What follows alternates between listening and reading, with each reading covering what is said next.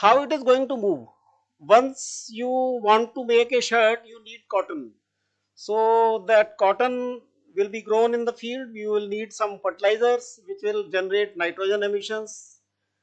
Then energy you will need, water you will need, water you will have to use from the natural resources. Then at processing also you need energy. At manufacturing stage also energy and some waste will be generated. Then like this, for transport you will be putting transport burden of fossil fuels. And once that t-shirt reaches to end user, he will be again washing it, then reusing it. He will wash it with the help of detergent, water and all these things. Water is again natural resource. Your detergents are chemicals, they will be associated with some environmental emissions at the manufacturing stage also and at the use stage also. Then finally the t-shirt comes to end of life. Now you have uh, two three options. Either it can be reused by someone else, you may donate it to some poor people so that he need not to buy a fresh shirt. So if he is saving on buying a new shirt, he is saving on resources. Then some other uses of that cloth may be done like cleaning or something. Again you will be in turn you will be saving some natural resource, or you will be disposing it off to landfill. And when it is disposed to landfill, it again generates some environmental impact. So in this value chain impact, normally from raw material extraction to production stage we say it is upstream, and from production to distribution and use and or disposal, that is downstream of the uh, life cycle of a product or process. So here for growing cotton, these are the upstream activities, and these are the downstream activities once you make the t-shirt and send it to market. So if we summarize, as life cycle assessment we try to look at the whole picture. Otherwise what we were doing, we were not aware where are the environmental emissions coming from.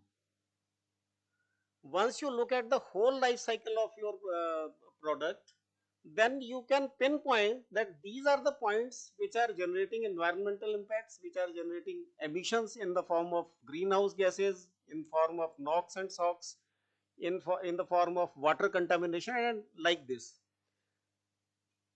Then during the life cycle assessment, you make inventory of the emissions at each stage of life cycle of a product.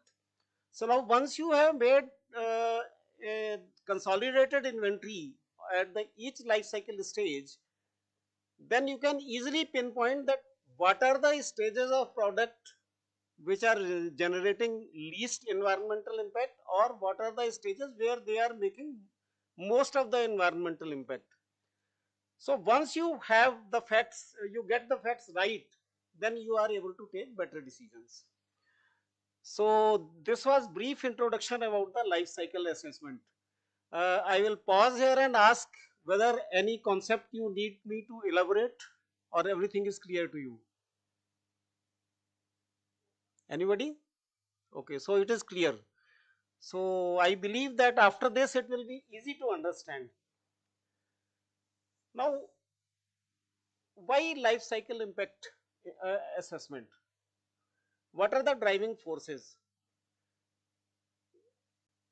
I hope you will, most of you will be aware, and rest of you can search over the internet. Almost 50% of our world population is living in urban areas, and this number is increasing day by day, and by 2050 it is expected that this number will reach to almost 68%. Projected figures are 68%. Now to accommodate this urban population, you need to cut a lot of trees, you need to make more buildings, you need to make create more jobs, you need sanitation, water, everything you need for that urban population. Now, at what cost it is coming? It is coming at the cost of your environmental damage. So, by life cycle assessment, we try to minimize or to mitigate that environmental impact. United Nations have given some sustainable goals. So, in these sustainable goals, while we do life cycle assessment, we work hard to get a detailed list of emissions and resources. Then we study that how do we connect that impacts to human and environmental health. So our objective is responsible consumption and production, so that we can provide the sustainable cities and communities we can develop, and provide good health and well-being, clean water to our population, climate action. Then we have to look for the life below water and on the earth also. So once we carry out life cycle impact assessment, we will be able to achieve these goals in a sustainable way. This is ISO 14040 procedure of life cycle assessment. It has got 4 stages. First stage is goal and scope. Second is inventory of extractions and emissions. And third stage is impact assessment. Now, up to impact assessment stage, we finish all our calculations, and then we are left with the interpretation part. Here we will be discussing impact assessment part in detail.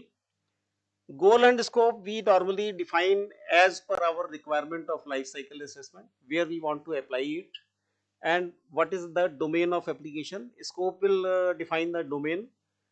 Then once you have developed that life cycle flow sheet, you obtain or try to obtain, so you can search literature, you can search other resources, and you get the emission data of all the stages. Once you have acquired the data, you consolidate it, you have to add it up, make the account of all the emissions, and now those emissions are to be identified in terms of their impact on environment. Now when we talk of impact on environment, it means whatever those emissions are in any unit, you have to convert them to some index numbers which can give you direct interpretation of the environmental impact. In this lecture we will discuss about this only. So first thing is, if you want to assess the environment, or you want to study the impact of your product on environment, you have to classify your environment into different spheres. Some impacts will be global impacts like climate change, increased temperatures and extreme weather, then your ocean acidification, sea level rise. All these are your global impacts which are affecting our impact environment at the global level. Now some are human health impacts like your air pollution. It has direct impact on the human health. Then drinking water scarcity. I hope all of you might have heard about drinking water scarcity in Bangalore last year during this time only, February, March. What was the reason? Basically, Bangalore is an IT city, and a lot of data centers are there. Now, data centers are basically computers, big computers which are running day and night. Now, those machines are running day and night, so they need some cooling requirement. And at times, air conditioning alone cannot take care of that, or you may want to reduce your electricity impact, so you go for the water cooling. Now, Bangalore is not situated at any large water body like our refineries are there in Bombay. So what will happen? You will be using drinking water for cooling. So that was the reason your drinking water resource is depleted, and then you had a drinking water scarcity. Then some impacts are on ecosystem and biodiversity, like species becoming extinct, your ecosystem system is being damaged, and some resource usage is also being impacted. If you are using resources, then the main thing is the use of fresh water, which has direct impact on the human health also, as well as on agriculture.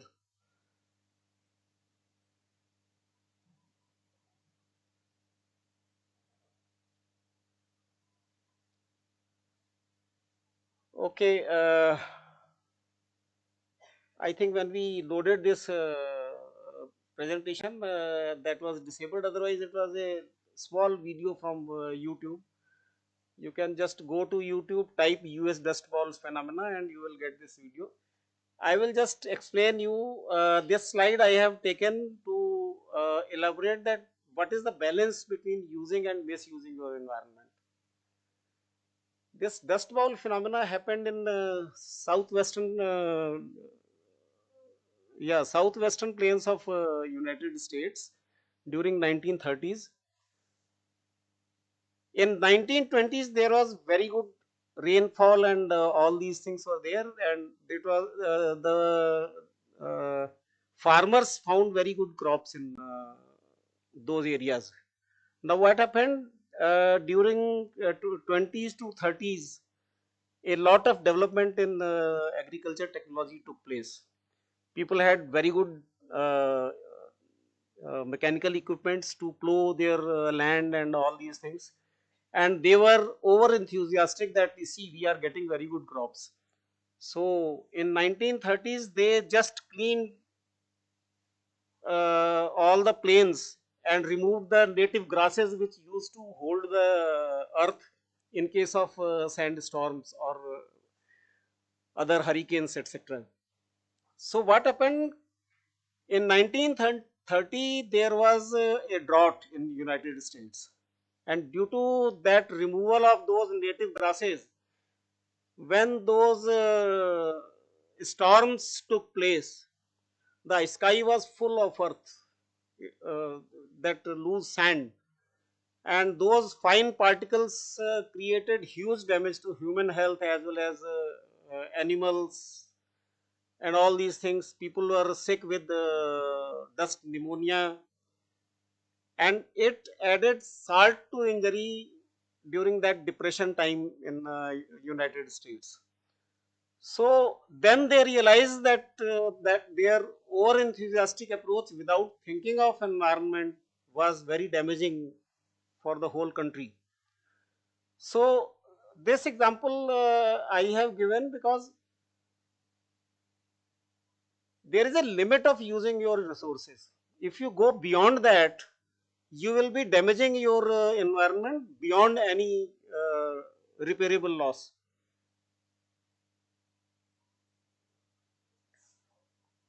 So if we consolidate, we have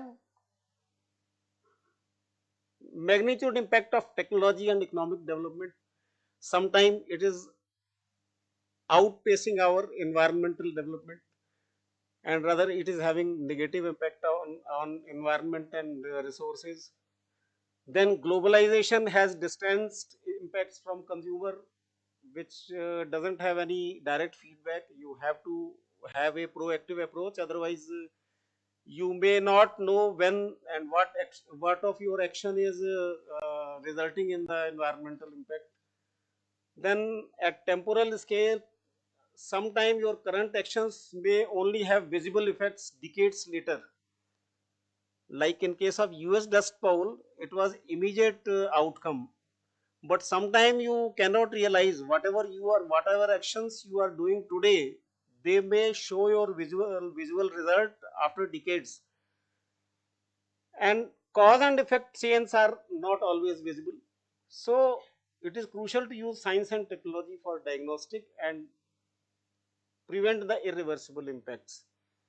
So to meet these objectives itself, we resort to life cycle assessment, because Chief Seattle has said that we do not inherit the earth from our ancestors, rather we borrow it from our children. If we do not save our environment today, then the cost has to be paid by our children. So let us start with impact assessment framework. In this part, we will learn how to describe challenges with combined different indicators. Then we will define the key vocabulary to quantify our impacts. Then we will recognize that uncertainty of impact depend on the interpretation uncertainty and model uncertainty, which are often inversely related. If your models are uncertain, then your predictions may be uncertain. But if your interpretation is uncertain, it is also going to give you the fictitious results.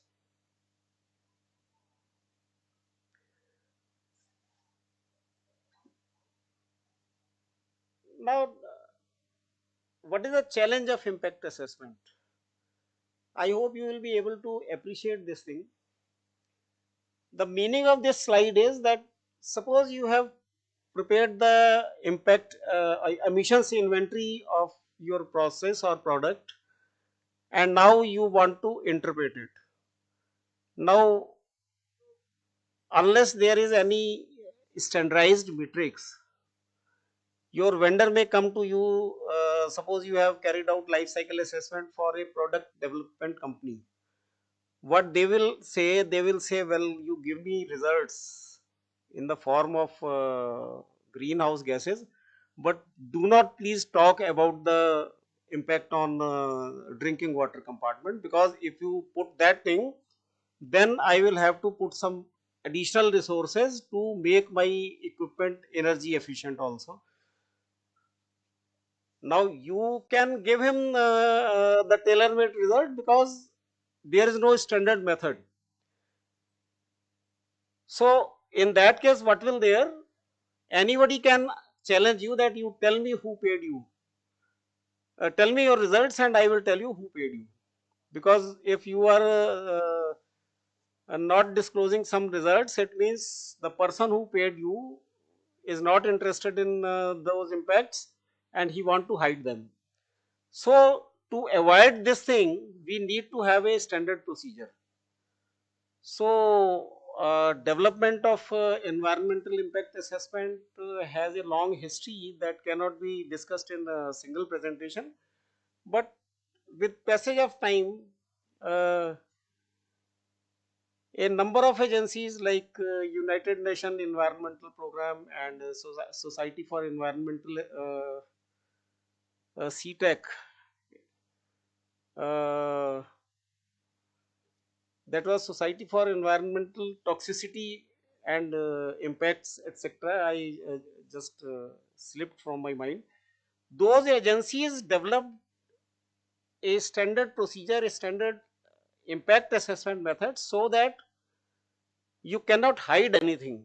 You have to present your results in those metrics so that these are standardized. Now, how do we do it and what are the challenges? Suppose let us take example of greenhouse gases. Greenhouse gases are multiple in number. You have carbon dioxide emissions, you have methane emissions, you have NOx emissions. So everything is in terms of kg of CO2 or kg of methane or kg of nitrogen, like this. Now it is just like comparing elephants and apples. If you want to compare them, at what basis you will compare? See, apple cannot carry the loads, and in turn it is not a good idea to eat the elephant. So then you search for some common metrics. So you come to know that elephant's power can be measured in calories, and at the same time you can measure the energy obtained from apples in calories.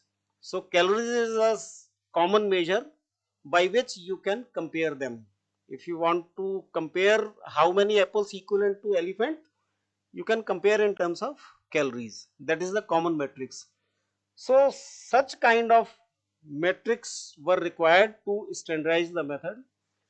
So when this impact assessment progressed internationally, so first approach was to group the emissions according to air, water and soil compartments, so that you can define that what are the typical impacts to the air compartment, to water compartment and to the soil compartment.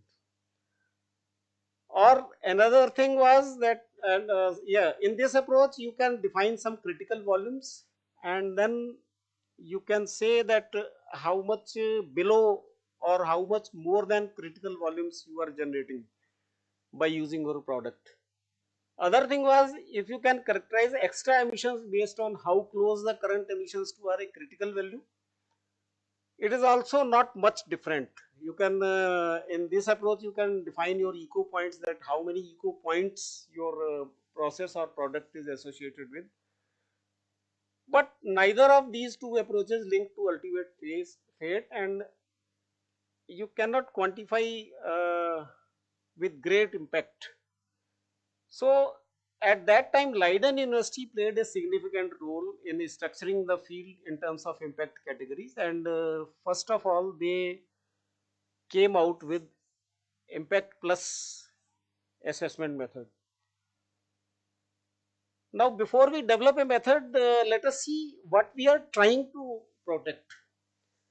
We are trying to protect the human system and natural environment. So intrinsic values are human health in terms of morbidity and mortality, and ecosystem in terms of biodiversity. Then instrumental values are socio-economic assets like built infrastructure, your buildings, your crops for your food, and built infrastructure to provide the sustainable housing to the masses. And then for natural resources, mineral resources are there, ecosystem services are there. Then some cultural heritage also you need to protect, like buildings, monuments, arts, etc. And you also need to protect life support system in terms of climate change. So in ISO 14044 impact category, what approach was adopted, that let us assign your inventory results to certain impact categories. These categories we can identify on the basis of the air, water and soil compartments. Then we can convert these numbers to midpoint damages. Midpoint damages we define those which are uh, direct impacts on the environment, and where these impacts are damaging our endpoint environment, maybe it is your human health or bioresources or your flora fauna. So with this idea we defined a number of impact categories, and these impact categories were from these compartments, air, water and soil. So multiple impact categories were generated from the single compartment. Like this, resource extraction also has impact, certain impacts. Then multiple impacts will either uh, put a final damage to human health or ecosystem quality or natural resources, and then your socio-economic assets and cultural heritage and all these things. Now how do you proceed for development of these impact categories? Let us take example of climate change. Now climate change will be caused by certain gaseous emissions in environment. Now, what are these emissions? When you put on more and more greenhouse gases into environment, they will build up, and by building up they will have some sort of radiative forcing. Now that radiative forcing will cause damage to certain things like your ozone depletion and global warming and a number of other things. So in turn this damage will also affect human health, and it will also impact your natural resources and your biodiversity. Now what is the mechanism? Scientifically speaking, emissions into the atmosphere will have some time integrated concentration. Time integrated concentration means how long it will remain in the environment. Otherwise, after that, it will be swept off.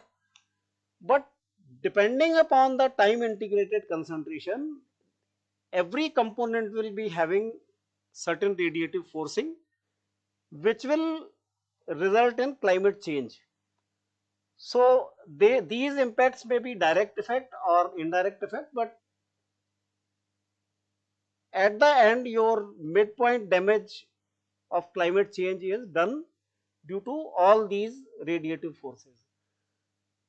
So this climate change will have impact on ecosystem as well as on the humans. So what we saw in last slide, this climate change is our midpoint level of damage, and this midpoint is putting endpoint damage on ecosystem as well as on the humans.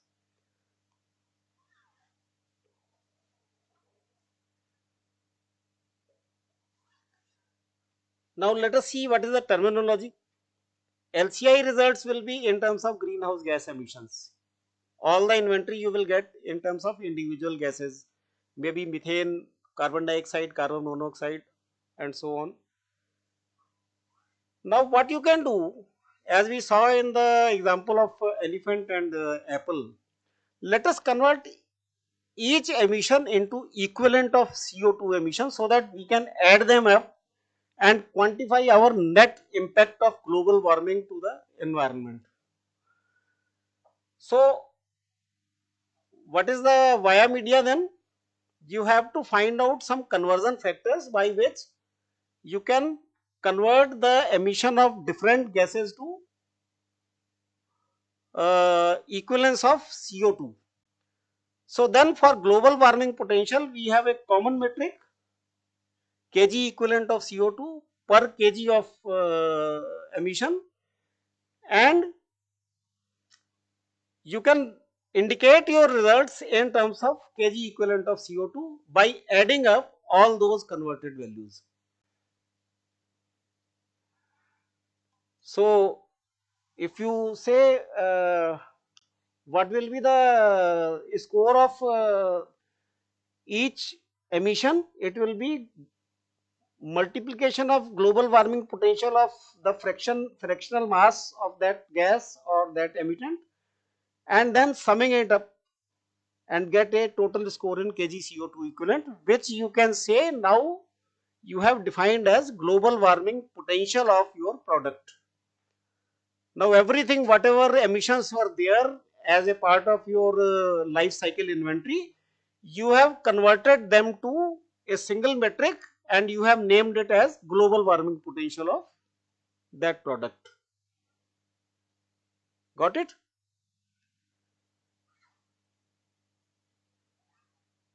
Now global warming potential will of course increase with the concentration of that gas, that is Mi emitted, and it will increase with the absorption of thermal radiation, and it will depend on the time horizon considered, because we have time integrated value of emission.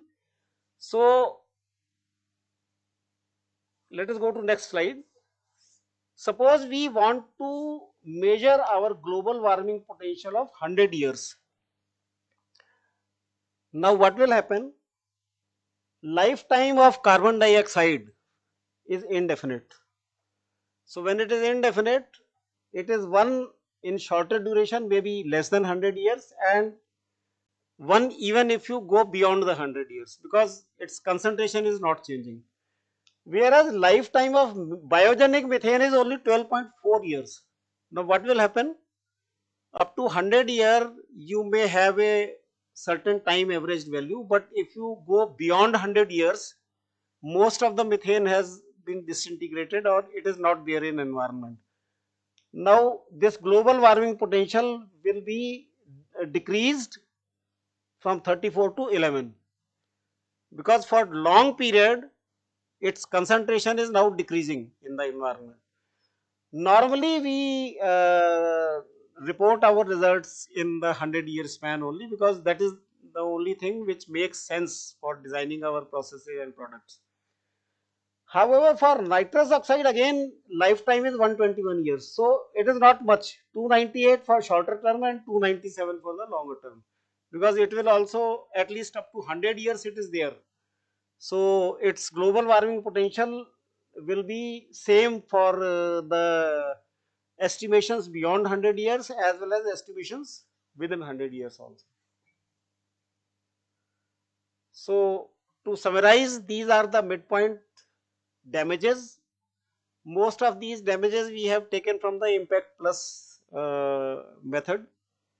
When we talk of impact assessment methods, there are set of indicators defined in all the methods. Some typical methods I think will you will come across in the tomorrow's lectures. Now here let us see what is the uncertainty. These emissions you have measured with the analytical instruments and all these things at the production level.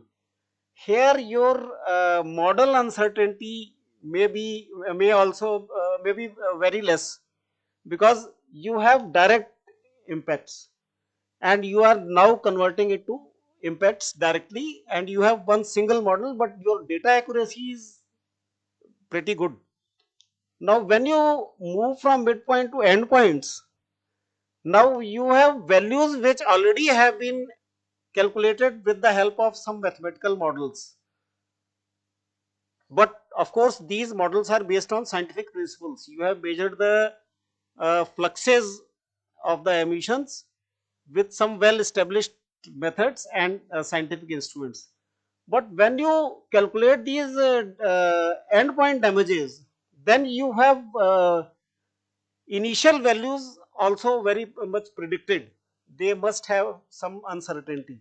Now as you move from this to this, then although your prediction uncertainty is increasing, but at the same time your relevance is now also increasing. Now you can directly say that my product is having this much points or this much unit. Some typical units of human health are disability adjusted life years. Disability adjusted life years indicate that what will be the healthy life of human under the influence of this environmental impact. Similarly, ecosystem quality is measured in potentially diminishing fraction of the species, PDF.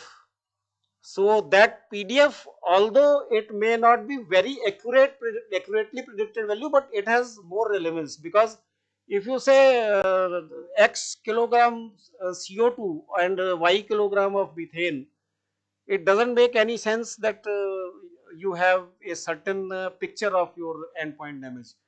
So relevance is not much, however your estimation accuracy is high.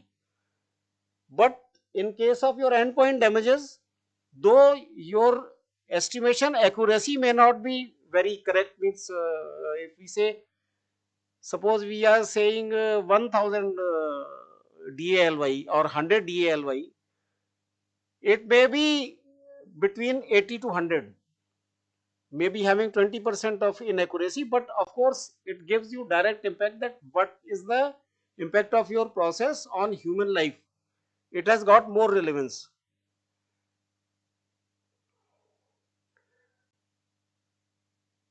So these are the assessment steps. We have already discussed it. Uh, we classify the emissions and resource extraction to certain compartments. Then these compartments we uh, relate with our midpoint damages, and for assigning them to midpoint damages we multiply them with some conversion factors or characterization factors. Like in case of global warming potential, we had the global warming potential of methane and other things, so that we can convert them to kg CO2 equivalent. Then from midpoint damages, in the similar manner, we convert them to endpoint damages. These are the typical indicators or impact category units. Like global warming, we have already seen it is kg CO2 equivalent, and marine acidification is measured in kg CO2. And these are the other metrics. Here you can see aquatic ecotoxicity. This method was used tox. They defined the aquatic toxicity cancer and toxicity non-cancer. Everything is in comparative toxic unit CTU. Now this comparative toxic units for ecotoxicity are different, and for human health these are different, means they have got the different conversion factors.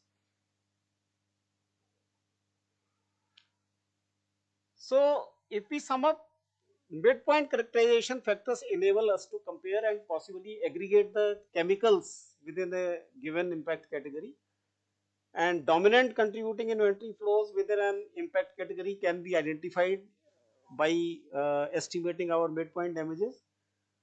However, they do not provide insight on the respective importance of each impact category. That is, importance to assess the impact at the damage level. For that, you have to go to the endpoint indicators. Now, for damage characterization, whether it is damage to your human health or your ecotoxicity, ecosystem quality, and then your resource and ecosystem services, you have to calculate the endpoint damages. Again, you have another set of conversion factors which are midpoint to damage conversion factor. So these are the net damage scores. Now from where we have taken these damage scores, if you remember, you saw a number of uh, midpoints which are going to impact your these endpoints. So you have to sum up all the midpoint damages and convert them to a common matrix as you did earlier. Now your conversion factors are different. Now these are midpoint damage factors. Again the process is same. You have to multiply the individual scores with their individual conversion factors, midpoint to damage, and then sum up all these multiplications to get the whole endpoint damage score. So procedure is simple. Only question arises. These are some endpoint damages like human health. As I told you, it is in uh, DALY, and ecosystem quality in PDF square meter year, and it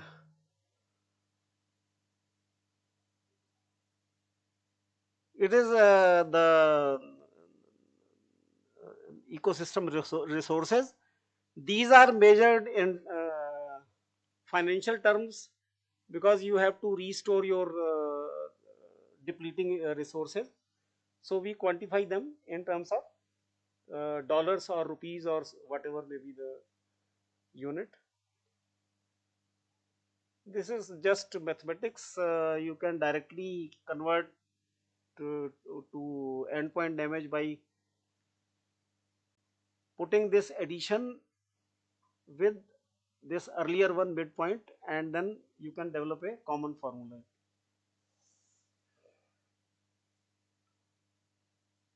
So if we talk of characterization factor, these are derived from environmentally relevant characterization of cause effect chain from inventory flow to impact, and damage scores are better represented on log scale because they may have very large values also. And for time horizon, it is interesting to separate the damages for first 100 years because we have time averaged concentration of all the emissions to environment, and damages after 100 years rather than taking arbitrarily a fixed time horizon. And damages on human health cannot be directly compared with damages to ecosystem. You have to keep them separate. Of course, later on some methods were devised to compare them on a single score. We name it also as single score damages. In single scores, we compare that as compared to damage to human health, what is the fractional damage to ecosystem quality or our natural resources. So we have two optional steps uh, in impact assessment. First thing is normalization. Now, what is normalization basically? Suppose you have calculated the impact results for your product. Now, your product is a part of environment. N number of more products are there in environment. Your product is contributing to all the total damage which is being done by various products within that domain. So if you can tell in those terms that as compared to total damage due to all the products in this region, what is the contribution of my product? Then what will you do? You will normalize your impact by dividing it to the overall damage. Is it clear? So in the second lecture which I will be delivering in the afternoon, I will tell how there is another method of normalization also within your process. But here we are talking about the normalization as defined in the impact word plus impact assessment method. So what will we do? Suppose, although I have already explained you, suppose you take example of a car front grille, and for your car grille you have estimated the environmental impacts. But throughout your country there will be thousands of cars or hundreds of brands. Now what is the fraction of environmental impact contribution of your car grille as compared to overall all the cars which are existing in the region? So this process is normalization. It enables you to present your results in the terms that you see my product is having only this fraction of environmental impact as compared to all the similar products. Now how it will help? Every manufacturer will have to give that normalized value. Then the governments or policy makers can make a firm decision that you see if your fraction of contribution to environment is larger than this, you need to improve your process. Otherwise, we will not let your product come in the market due to environmental reasons. So, normalized damage is basically your conversion factor of or fraction of your process contribution multiplied by contribution of your process impact in terms of those numbers. So by this you calculate the normalization factors, and then for getting your normalized value you can divide your damage score by this normalization factor which you have identified. So how it will change the units? Suppose your human health damage was some DALI per functional unit. Functional unit means the uh, you can in simple words understand functional unit is your basis of calculation. That is one car grill or 1 ton of your fuel produced or like this. It is metrics of your life cycle assessment. You define it in goal and scope, that what will be the basis of your calculation. So now instead of your DALI, if you normalize it on the person years per DALI, then you will get normalized results in terms of person years per functional unit. Now this is not related to your impact quantum, rather it is comparative value, what damage is being done by your product in terms of person years.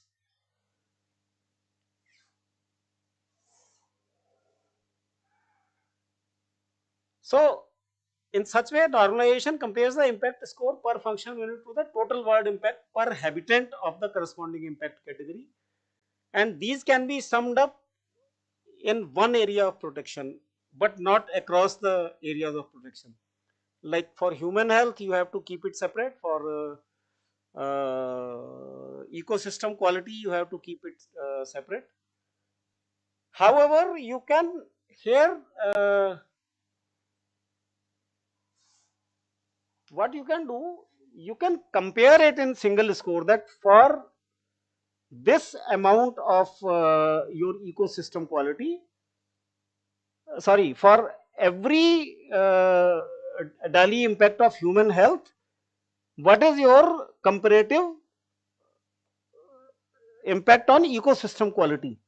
Now you can compare these metrics, but you cannot sum the indicators across the compartments. Like human health, you have to keep separate, whatever impact of your product is having at the each stage of your life cycle, and ecosystem quality separate, and then resource depletion also separate. But if you sum them up, after that you can compare them relatively, that on a single score what is the fraction of environmental impact of your product as a fraction to the largest impact, so that you will have a single score, that this much percentage impact is on human health, this much percentage or fraction is on ecosystem quality, and rest of the fraction is on the resource depletion.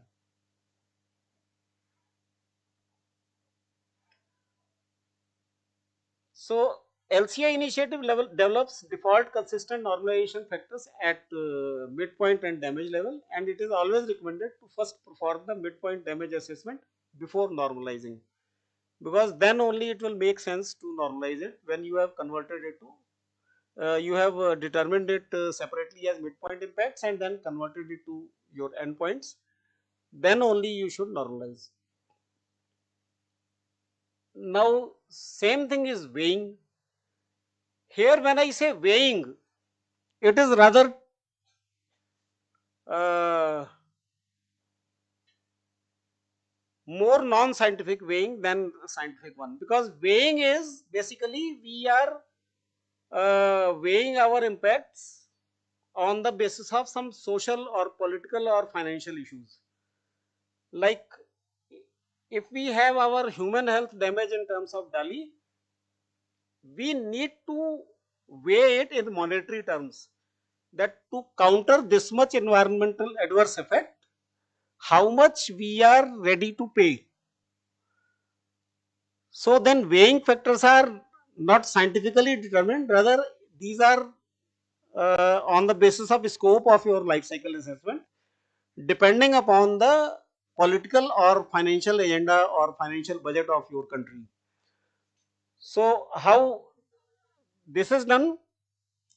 Here we have weighted score by some weighing factors which are in financial terms per unit, or some other thing. It may be financial representing in financial term is rather simple to understand. because in for political reasons also you need to look for your country's budget.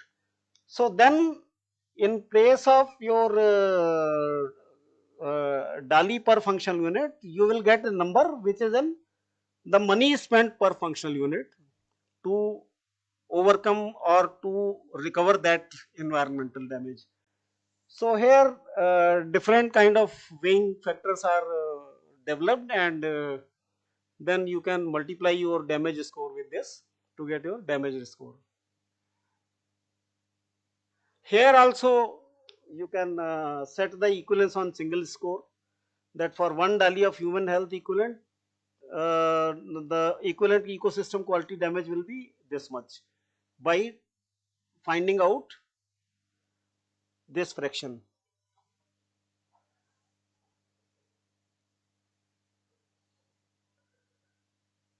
Now ISO also allows grouping as a qualitative or semi-quantitative process that helps prioritize results by sorting or ranking. This can be done over the area of protection or types of emissions and resources, or on some spatial scale like global, regional or local. And impact categories can also be ranked based on the predefined hierarchy. For example, high, medium or low priority. So these are some other methodologies which are permitted in the ISO procedure. So to summarize, weighing enables us to compare the results across the area of protection based on monetization or conjoint analysis. It is not necessary to arrive a single score, but of course you can keep impact separate per impact category and then prioritize the high impacts. And life cycle initiative develops default consistent weights at midpoint and damages. So with this I come to the end of my this presentation. We are still left with some around 10 minutes to discuss. If you have any questions, you can please ask me.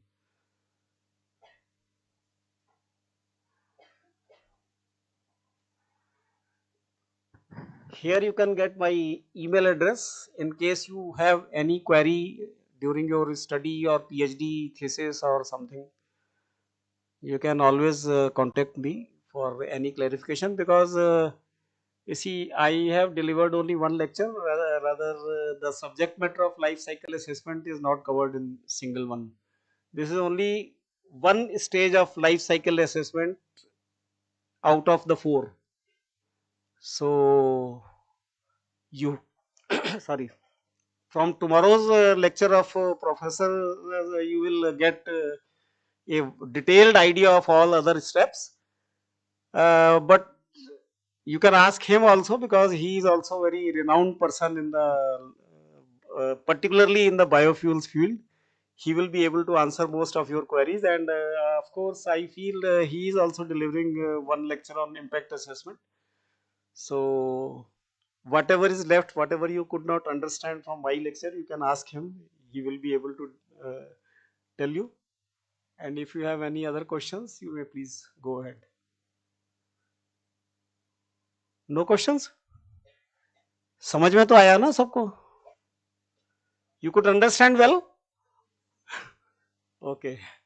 Okay then, thank you very much. Thank you so much, sir.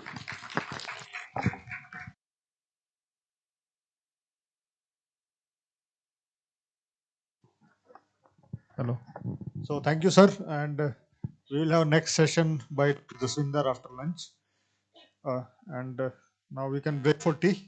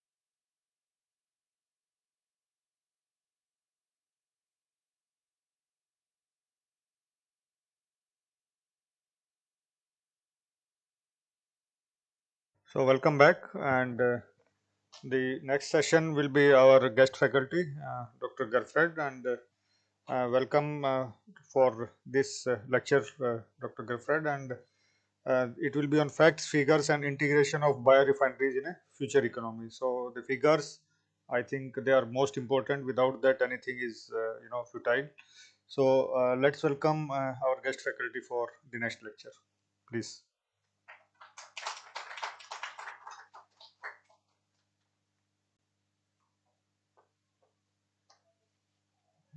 Okay, good morning again.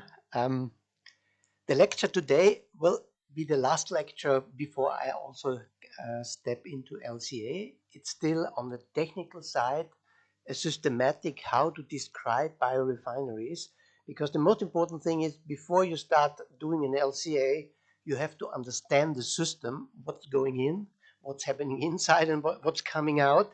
At least, and this is part of a biorefinery we learned already yesterday. And this term of bioeconomy means the overall economy, you understand, yeah. And the bioeconomy is the part that uses biological resources, yeah, to be processed to food, feed, biofuels, chemicals, or whatever. This is the idea, and we have seen that picture already yesterday, where we've seen that we need this integrated approach, because if we use biomass, you cannot only produce biofuels. Yeah, you always have other products within the process occurring up. And the principal definition developed by the International Energy Agency was biorefining is the sustainable processing of biomass into a spectrum of marketable products. And spectrum really means you have more than one product, and all the products must be marketable. So you need a market to sell the products. Because if you make products, if they're too expensive or have properties nobody needs, really you have to address products that you can sell on the market. And the biorefinery, as I mentioned yesterday already, is somehow similar to what's happening in oil refinery, because also in an oil refinery you have a broad spectrum of different products. Clearly a strong focus on energy carriers, but also raw materials for the chemical industry. And the same thing you can do also with the biomass by different conversion processes to also uh, produce amounts of energy carrier, but also many different chemical products that can also replace step by step, maybe in future, the oil-based materials. And at least what we see today is we have at least two different kind of motivations to go into a biorefinery. One is more concentrating on the product, on the chemical. For example, the pulp and paper industry. It's also a biorefinery. Yeah, they also produce electricity and heat in surplus, but their main focus is really a product to make pulp, to make paper. On the other hand, we have a strong focus, for example, for bioethanol, biofuels in general, where you say, I want to produce big amounts of energy carriers. Yeah, so the bioenergy product is in foreground, that key motivation. But as we know, you always co-produce other products. And economically, it looks somehow like this. On one hand, it's a question on the volumes you produce. And on the other hand, it's a question, what is the market price you get per ton or per volume? Yeah? And normally the biochemicals, the biomaterials, they have a higher price per ton. Pharmaceuticals even have a much higher price here than the energy carrier. So the energy carrier's price per ton is relatively low. So to make a reasonable overall economic framework, you need big amounts of transportation fuels. They could be liquid or gaseous, yeah, because the market price is lower, or you concentrate more on high pricing, low volume materials, chemicals, or even pharmaceuticals. So this is at least the trade-off you have to make and design and think about developing a biorefinery. And at least you will see later on there are so many different types of biorefinery. And we talked already yesterday when we talked about biofuels, you have to know the feedstock, you have to know the specific biofuel, and you have to know the process, the conversion process. And at least these three elements, of course, also appear in describing a biorefinery, the product, the feedstocks, and the processes. There's only one additional feature that is also relevant to describe a biorefinery, and this is the platform. The platform on the next slide, I explain more. It's more or less on the way towards your final product. You have different platforms. Sugar is a very good example. We've seen that sugar can be made from different sources, but when you have sugar, they can be fed from different sources, but then you go to fermentation with the different sugars. So the sugar is a typical platform, yeah, for the area you are experienced in. And with these four features, you're really able to describe all the different biorefineries. That's the nice thing. Even if biorefineries on the first glance look maybe complex, yeah, but anyway, it's a relatively formal and easy, systematic with these four features: the platform, the product, the feedstocks, and the processes to describe different platforms. So what describe different biorefineries? And within a biorefinery, the key element of this classification is really the platform. Um, you will see it could be an intermediate from raw material towards the final product. It could be an oil platform, a sugar platform. It could be a syngas platform. We've heard yesterday with the syngas with the carbon monoxide and hydrogen. You can make so many different things. So syngas is also a typical platform being fed maybe from different processes. It could also be a final product. Yeah, that of course you want to shell only sugar. You can take the sugar and shell it. And at least this is a key element in describing this, describing a biorefinery. And when you use these four elements, you can set up a very generic system of a biorefinery. And the system starts at least with the feedstock on the top and with the products on the bottom. And the products we tend to divide between products for the energy market and products for the material for the chemical market. So this is a principal idea that you have two different markets. And then in between, you see a platform. You normally always have minimum one platform.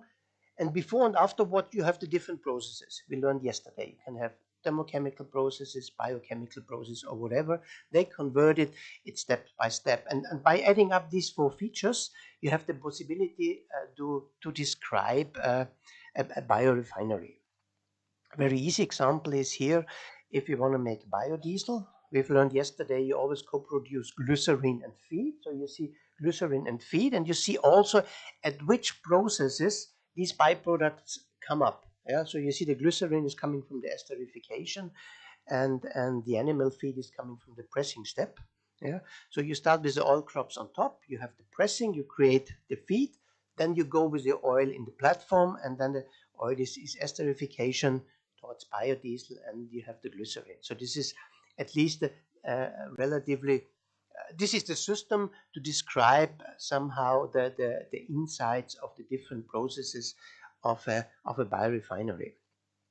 And the nice thing, and on the other hand, also the complex thing is, there are so many biorefineries around, yeah. And here in the gray area, you see now step by step different biorefineries popping up, because these biorefineries can also be linked. Yeah? So if they have a common process or a common platform, yeah, so you can also link different biorefineries. And on the bottom, you always start with a raw material. Yeah? So this is a typical conventional bioethanol production from starch crops via sugars, via fermentation to ethanol and animal feed. Yeah? So this is one typical biorefinery. Another one is the biodiesel chain, and you see the biorefinery for biodiesel and for bioethanol, they have nothing in common on that. Yeah, so they're really separated. They have no common platform, no common processes. Even if you make biogas from organic residues, it's also they are quite separated.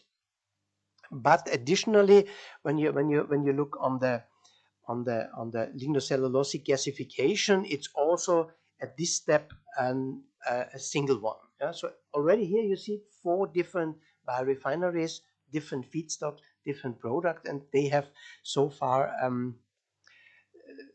nothing in common if you look on the syngas platform, but you can make the C6 sugars not only from the starch crops, you can also make them from lignocellulosic residues. Yeah? So already this refinery has a common platform on the C6 sugars. Yeah, there's one possibility to say the C6 sugars are at least a possible combination of 2 biorefineries. The interesting thing is if you start with a conventional bioethanol facility, yeah, you can in future further develop that to additional feedstocks, yeah, because if you have additional feedstocks, you can produce additional sugars and can use existing infrastructure. The most difficult thing is really to start first on a green field to build up something, yeah. But then, of course, it's more feasible and economic possible if you can really integrate it in the existing infrastructure. And this is at least something for these different biorefineries. So you see, it's a very colorful picture. Yeah, just to describe, there's so many ways from biomass to different products, and in all the LCA, you really have to be clear in describing the system you mean, and say this is my system. That's what going in, and that's what coming out. We try to we put in the last years much effort on these different biorefinery concepts, and we're trying to identify more and more of these biorefineries. Most of them, or I would say all of them, you see it's highlighted here, they have a strong focus on biofuel production.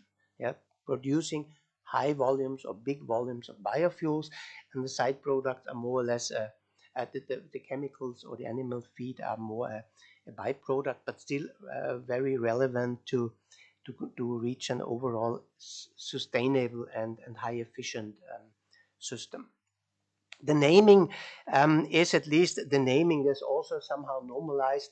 You say you start with a number of platforms, and simply you can say the more platforms you have, the more complex the system is. Yeah, so you see 1 platform, 2 platforms, 3, 4, even 5 platforms. That's really a relatively complex system. So at least a number of platforms give you already an indication how complicated and how many processes are involved in the system. And out of these biorefineries, you can create the different pictures following still these 4 features, starting with the raw materials. Here we have sugar and starch crops. At least they end up in the sugar platform from where you can produce the bioethanol, and 2 different types of feed might occur if you use different feedstocks. Very important in this graph is also all these processes, they need energy. They need steam or heat, and they need electricity. And it's always a question, where is heat and electricity coming from? And therefore, it's also important to see in this graph somehow the platform of heat electricity. And you see, here are other sources used. For conventional ethanol plants, I already mentioned yesterday, in Europe, they mainly use grid electricity and natural gas. Yeah? So and the grid electricity and natural gas is not linked to the raw materials. In some biorefineries, for example, if you use wood and straw, you can use the lignin to make electricity and heat and power the system. And that you will also see then the electricity and heat is somehow connected to the raw materials we use. But in this case, it's clear it's totally separated. So you will understand this is relevant, that external resources are needed for energy production. This is a concept where we have more integrated. This is making bioethanol mainly from wood chips, and depending on the different combinations and the pre-treatments, you have different products in between. We see here again that the sugar platform and the lignin platform. In this specific case, we also convert the lignin further on to phenols. This was within a project we did with the particle board industry. This is a typical particle board. Yeah. and to glue the wood together, you need phenol-based resins. Yeah, and this is one possibility to use the lignin via pyrolysis. It's not an easy process. It's not economic today, but it's somehow interesting to use to make the phenols, and all the remaining parts you can burn to make electricity and heat. And in this example, you see that the electricity and heat, at least the raw material, is coming from the wood chip. So it's totally integrated. Yeah. So also electricity and heat is made from the feedstock. And if you have more electricity and heat than you can use in the facility, of course, you also can sell electricity and heat for outside. This really depends on the overall refinery, how much heat and electricity you need. If you have addition and you have electricity is easy, you feed it in the grid. For the heat, you need somehow a district or a nearby other industry. But anyway, this says that also here electricity and heat might be a product of this refinery. Yeah? And the pictures get even more colorful. This is a combination of bioethanol production from conventional feedstock, for example, starch crops, and straw. Because if you grow starch crops, you always have the straw on the field. Yeah? So at least you have both. And if you have the possibility also to bring the straw there and the technology to make sugars out of it, and you can ferment it, of course, that's a good way. Again, the lignin from the straw can be used to provide electricity and heat. Yeah, so you have also electricity and heat coming at least from the straw. And additionally, in that case, it's a little bit even more sophisticated, but we first gasify the lignin to have a syngas to also produce a Fischer-Tropsch biofuel, which has mainly a diesel quality. The reason for this, the interesting on this concept is that in this concept you make a gasoline substitute, the bioethanol, and you make a diesel substitute for the fossil diesel, like an oil refinery, because you need both. I don't know the share in India between gasoline and diesel. In Europe, it's nearly 50-50. So that also, but here you have a certain flexibility to cover the market demand by offering both products for the transportation sector. And of course, the Fischer-Tropsch biofuel can be also an aviation fuel for airplanes in future. So this is also one possibility in future. And this is another highly integrated biorefinery. This is at least attached to a pulp mill, because the pulp mill already uses big amounts of wood. Yeah? So this is a good starting point to also make bioethanol. I told you yesterday that already in Austria we have one pulp and paper mill fermenting the sugars in the liquor, in the black liquor, to bioethanol. But additionally, if you have wood chips or sawmill residues additionally in that refinery, in that pulp and paper mill, you can also create additional sugars to make bigger amounts of bioethanol.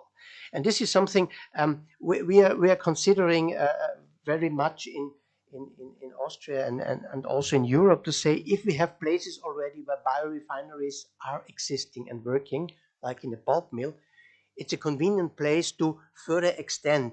Yeah? If you have additional wood there and you make further amounts of bioethanol, this is an optimal place to step by step develop this concept compared to really start on a green field by developing everything you need. And so for this is at least still relying on these four features of describing a biorefinery: the feedstock, the platform, the processes, and the products.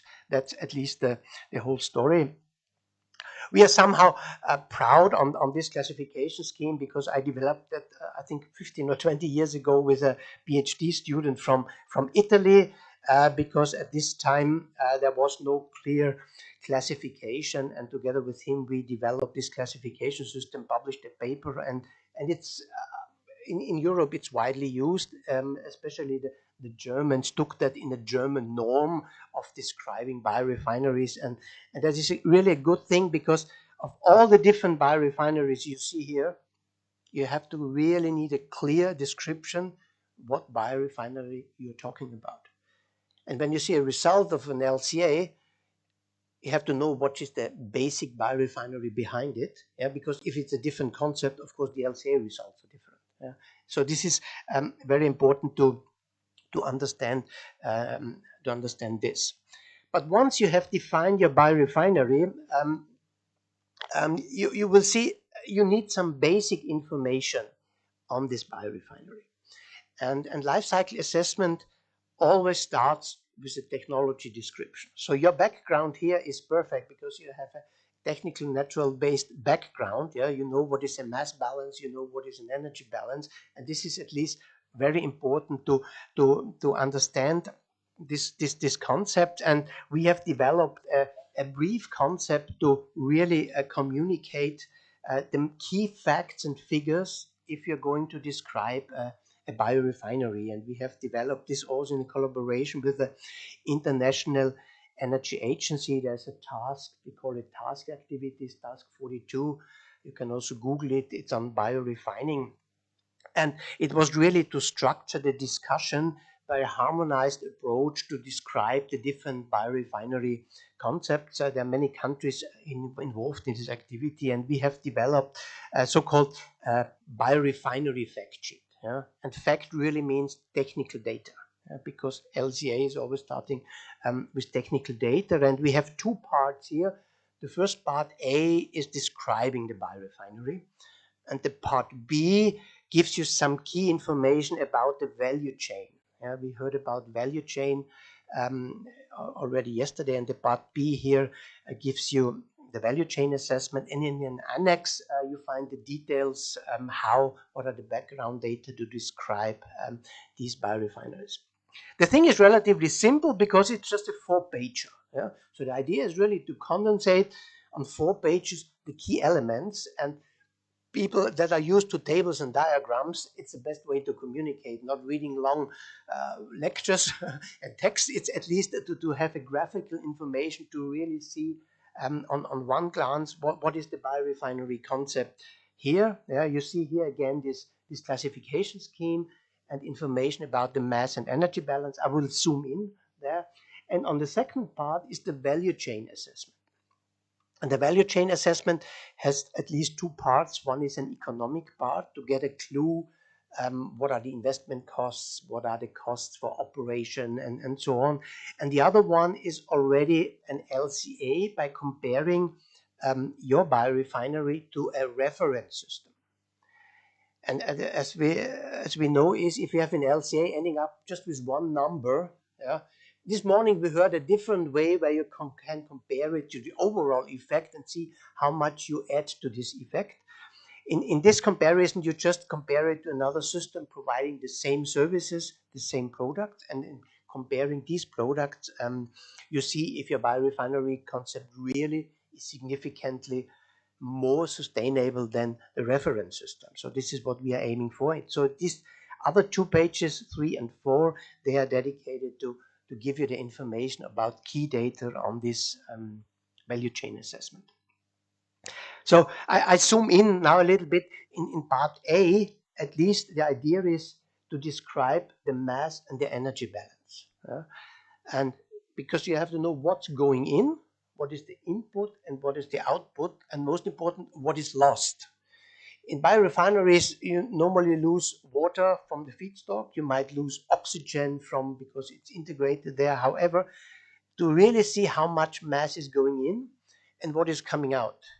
And it does not mean if you have a low or high mass conversion rate, if it's good or bad. It's just to describe what is going in and what is going out. And the same thing is also with the energy, to see how much energy is going in with the feedstock, how much energy do you need for the electricity and the heat or the chemicals, and what is the energy content in your different products here. It's just one example of a case study we did in cooperation with a company. They have developed a process that can be integrated in an oil refinery by making pyrolysis oil. Yeah, pyrolysis is more or less melted wood. It has still water and oxygen in it, but it's a process that is able to be integrated somehow in the conventional oil refinery by making at least the products greener. Yeah, so this is just one example. It's not relevant here, but to give you this addition. But Here you have the main information about the mass balance, and you also get an idea about the costs. Yeah, so the money you have to spend to run the facility, and normally the feedstock, the raw material, is normally half the cost, or even more, or a little bit less. But still, all the refineries, they need feedstock, and the feedstock cost is economically very relevant. To have it available, of course, but also the price, and then the capital costs, and the rest are the operating costs on an annual basis that are relevant. And of course, in ideal case, the cost and the revenues are equal, or the revenues should be higher. But on the other hand, you also see when you sell these four products on the market, yeah, they have a different price, you have different volumes. So how much money do you get as a revenue from, in this case, four different products? Yeah? And you see here, I would say you have two bigger products giving you higher revenue, and two lower ones, but it's relatively good distributed. And of course, you need a market for this product. And this is just to have an idea, because if you have only two products and one product gives you 90% of the revenue, that's a tricky thing, because if the market price is decreasing and you rely to 90% on selling one product for a certain price, economy is much more difficult if you have a broader portfolio of products, yeah, and serve different markets. So you have a little bit more flexibility, and can be more sure that the overall system will work economically. And then in the second part, we do this value chain assessment. So this is already a step towards life cycle assessment. And in the left hand side, you see again the process chain, from the raw material to the final product, And you start here in that case by collecting the forest residues. You have to transport them to the biorefinery, and in the biorefinery you make these four different products: a diesel, a gasoline, a biochar, and this pyrolysis oil. Um, at least they have to be distributed and have to be brought on the market to be used. So the use here, if you have a gasoline and you put it in a vehicle, of course the product is a transportation sector service. And then we have to compare it to something. Yeah? And in that case, we compare it to an oil-based refinery, at least starting with a fossil resource, with the extraction of raw oil that also had to be transported to a refinery. And in the refinery, you produce diesel and gasoline and heating oil in that case, because the heating oil is replacing the pyrolysis oil. The diesel gasoline are replacing the renewable diesel and gasoline. And we have biochar on the left hand side. So we also need a replacement for the biochar. And in that case, we also took fossil-based char to have the same services. And this is a tricky thing. We already heard this morning, and you will also learn it the next day, what is really the same product on both sides, because you need the same service, the same quantity, the same quality on both sides to really make the systems comparable. Yeah? If you have one product more on one side than on the other side, you cannot compare it. And this is really a tricky thing, and there are some ways to handle that. Of course, we can handle that. And in that case, the product service is, at least you can imagine, like going shopping. You have a shopping basket where you have different things in, and you get these four products from the left hand side and the right hand side. So at least in your product basket or shopping basket, if you have the same products with the same opportunities and things, and usage cases, then you really can compare both sides. Make a step in between. It's always a big question: what is the conventional system you're going to compare? Because depending on what you define here, I go back again. What you define here on the right hand side, yeah.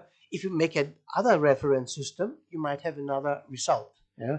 So it's really a tricky thing to also define what are your conventional systems for comparison. So on one hand, you have the biorefinery system providing you bioenergy and biomaterial, and you can say, on the other hand, you have a pure 100% based fossil system where everything is coming fossil energy. This is one reference, and of course then you get a certain difference.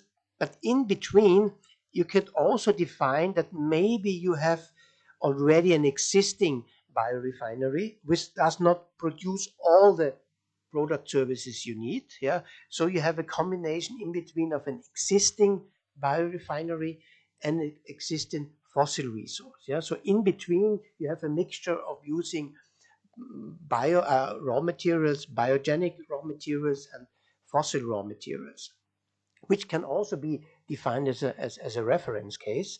So if you compare the biorefinery now to the middle system, of course you get different results compared to the fossil system. So anytime you have a result of an LCA comparing something, for you it's also important to see what is the system it is compared to. Yeah, and that is something that is also relevant, and defining what is the reference system has many different background decisions that are necessary to really decide. The easiest way is really to think what is the existing system you're going to substitute. Yeah, so if you really substitute fossil-based gasoline with bioethanol, if that is really the intention of your biorefinery, then it's the easiest way. If you're producing products that are maybe new products, it becomes even more difficult. Okay, coming back to our value chain assessment, to the result, and in that assessment based on LCA, we have here on one hand the primary energy demand, or called cumulated total energy demand, for this biorefinery with the big green part, and the reference system, which is the fossil refinery with the black part.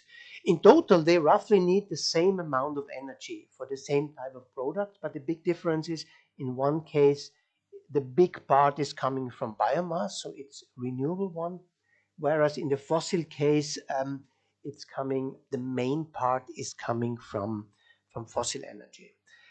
In all the systems, you always have other renewables or other sources integrated because they all need different energy inputs or materials, and they somewhere have hydropower, wind power, nuclear power, or whatever included. So that's why you always have this red part more or less covering other primary energy carriers.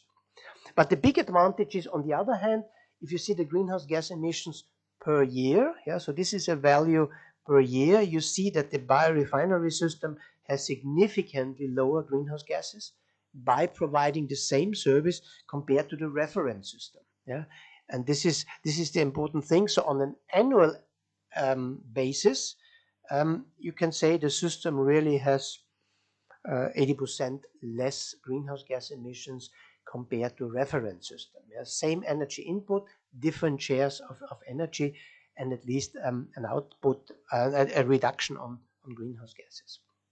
So this is at least the key elements, first describing the biorefinery, then defining the reference system, and then ending up at least with a consideration, environmental consideration on greenhouse gases and primary energy.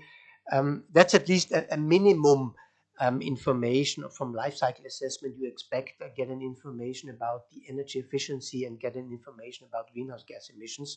And then you can enter all the other impact categories. We've heard already this morning, and we will learn additionally. And finally, I show you now, if we have these different biorefineries and we want to develop this bioeconomy, it's a question: how can you integrate different biorefineries into an existing infrastructure? And you see here the map of Austria. We are located here, so we come from Graz. Yeah. Here's Graz, so we are very close to the Slovenian and the Hungarian border. It's the second biggest city in Austria, but we have only 250,000 inhabitants. Vienna is having 2 million, and all over Austria we have 8.5 million inhabitants. Yeah, so it's a little country compared to here. But here you see the existing infrastructure. We have an existing infrastructure, and if we want to develop biorefineries step by step, we have to think, what is the best way to integrate that into the existing infrastructure. And what we do here, we start first to classify the existing industrial infrastructure, because a biorefinery in most of the cases is an industrial facility. Yeah, so if you can use already existing industries, existing industrial facilities, so at least we look on these 10 different system sectors that are somehow relevant or a connection point for biorefineries. You see here oil refineries, of course. You see existing biomethane or biogas plants, biofuel plants. So they are all possibilities to describe them. And in the first step, we define these industry sectors, and we can also classify them like we do classify biorefineries. Yeah. So if they use wood, we say, okay, they use wood. Do they already use one of the platforms, one of the products or processes? Yeah? So these are all points where we can connect and integrate biorefineries. Yeah. So if we analyze now the existing infrastructure with the same elements from the biorefinery, we see where they match the most. And so we looked on the different industry sectors. We know in the pulp and paper mill what is the raw material, what are the products, what are their key inputs, and some of them. And then you also see the numbers here describing how many pulp mills do we have, how many biofuel plants, because the more we have, the easier it is. In some cases, if we have only one facility, we only have one oil refinery in Austria. Yeah? So it's only one. If we want to integrate it there, we have only one possibilities. Whereas for other facilities, pulp mills, we have 10 pulp mills. You have 10 possibilities maybe to integrate one biorefinery in that pulp mill. And what we do is, at least we see now how much the existing infrastructures, the four features, meet the four features of the biorefinery. Yeah, so we have the biorefineries, we have the existing infrastructure, and we see how much they have in common. Yeah, that's a relatively simple way, and this is a way then to see what are the best places and to really develop together with the existing infrastructure, with the existing industry, this biorefining concept. As you've seen before in this fact sheet, this example of including wood and pyrolysis oil in oil refinery, for example, yeah, is identified here on that map, and this is one possibility to integrate that. And of course, the more you have common features, yeah, the easier the integration is. This is the idea behind that. And we've also seen that the integration on the feedstock and product level is the most relevant one. Yeah? Because if you have already an infrastructure of bringing in raw materials, big amounts of wood, big amounts of grain, of raw material to a certain place, to a pulp mill, it's easier to further increase the raw material input, yeah, than starting with some new feedstock.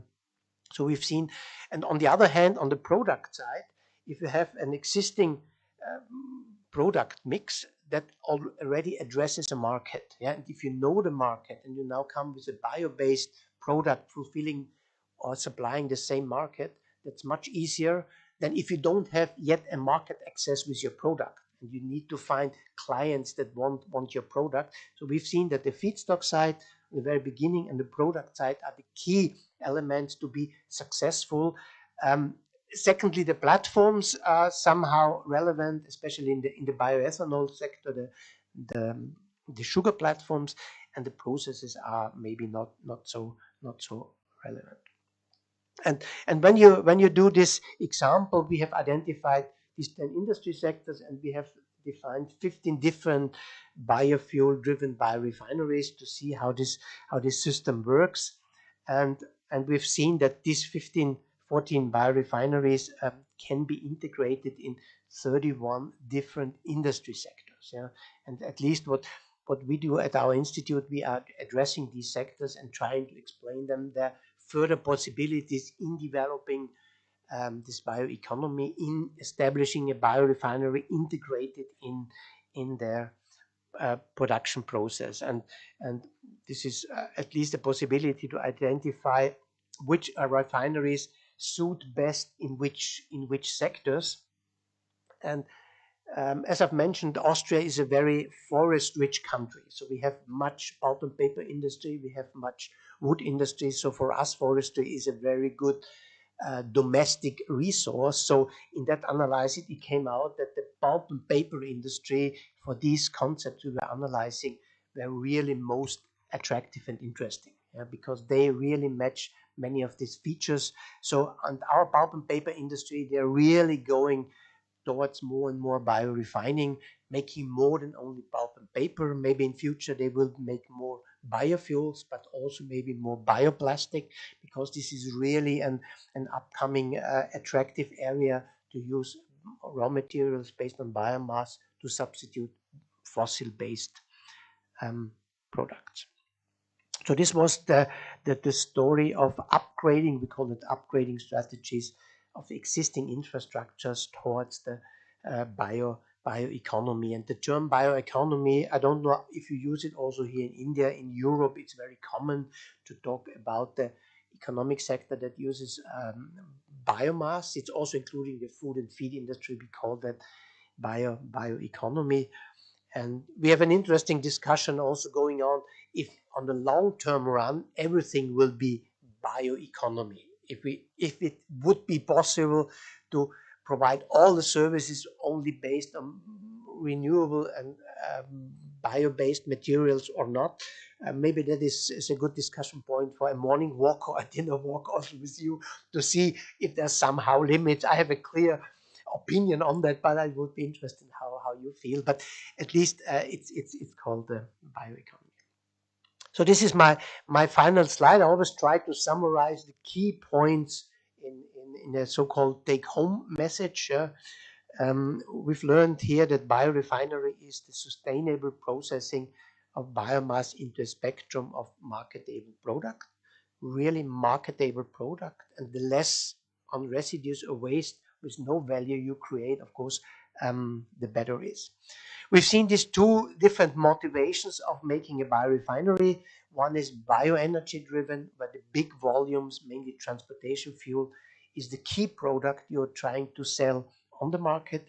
Whereas the bioproduct driven, it's mainly the pulp and paper industry is a very good example. They want to sell pulp, they want to sell paper, and additionally also energy carrier.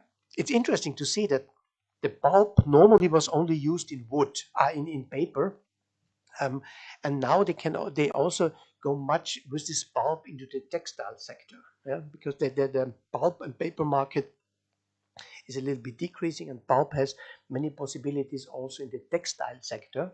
So it's a wood-based textile you can wear. Most of the time you don't know it. So this is a typical bioproduct-driven biorefinery. Then we have seen these 4 features to classify a biorefinery, but the key element is really this platform. This platform as an intermediate. Sugar is, I think, the best example for you to understand the different sources to make sugar, but the fermentation is a common thing. Then we have the product as a feature, the feedstock, of course, and the process. And with these 4 elements, you can build up this process chain. It's really a way to describe clearly what is the biorefinery you are analyzing and you are addressed. And we've also seen this biorefinery to collect key data, key information. Beside this classification scheme, we need a rough idea on the energy and the mass balance. So how much feedstock is going in and how much of the mass is really ending up in product, or what is converted to CO2 to make electricity and heat. But this is basic to know what's going in and going out. The same with the money. So what is the money I have to spend? What are the costs? And on the other hand, what are the revenues? What is the money I earn when I sell my products? Of course, you can understand normally the revenue should be higher than the costs in ideal cases, or even much higher. But anyway, this is just to get an idea what is the key economic framework conditions. And then, of course, to build up this value chain assessment, defining a reference case that you can use to compare it to the greenhouse gas emissions or the primary energy, really to compare it to a so-called reference system. And finally, I've shown you one example that biorefineries can be integrated into existing industrial infrastructure. It's again the 4 features that help you to find places in existing industrial infrastructure to develop or attach or further make a biorefinery. So this was my summary for this morning lecture. And if you have any question, you can ask me now or later during the day.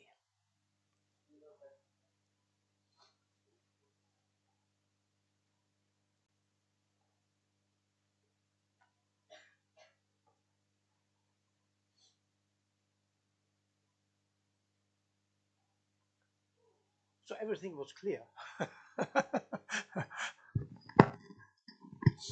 So thank you for nice lecture, and it was looking very complicated, but the way you have presented those complex figures and how they are interrelated, it was wonderful, and thank you for that.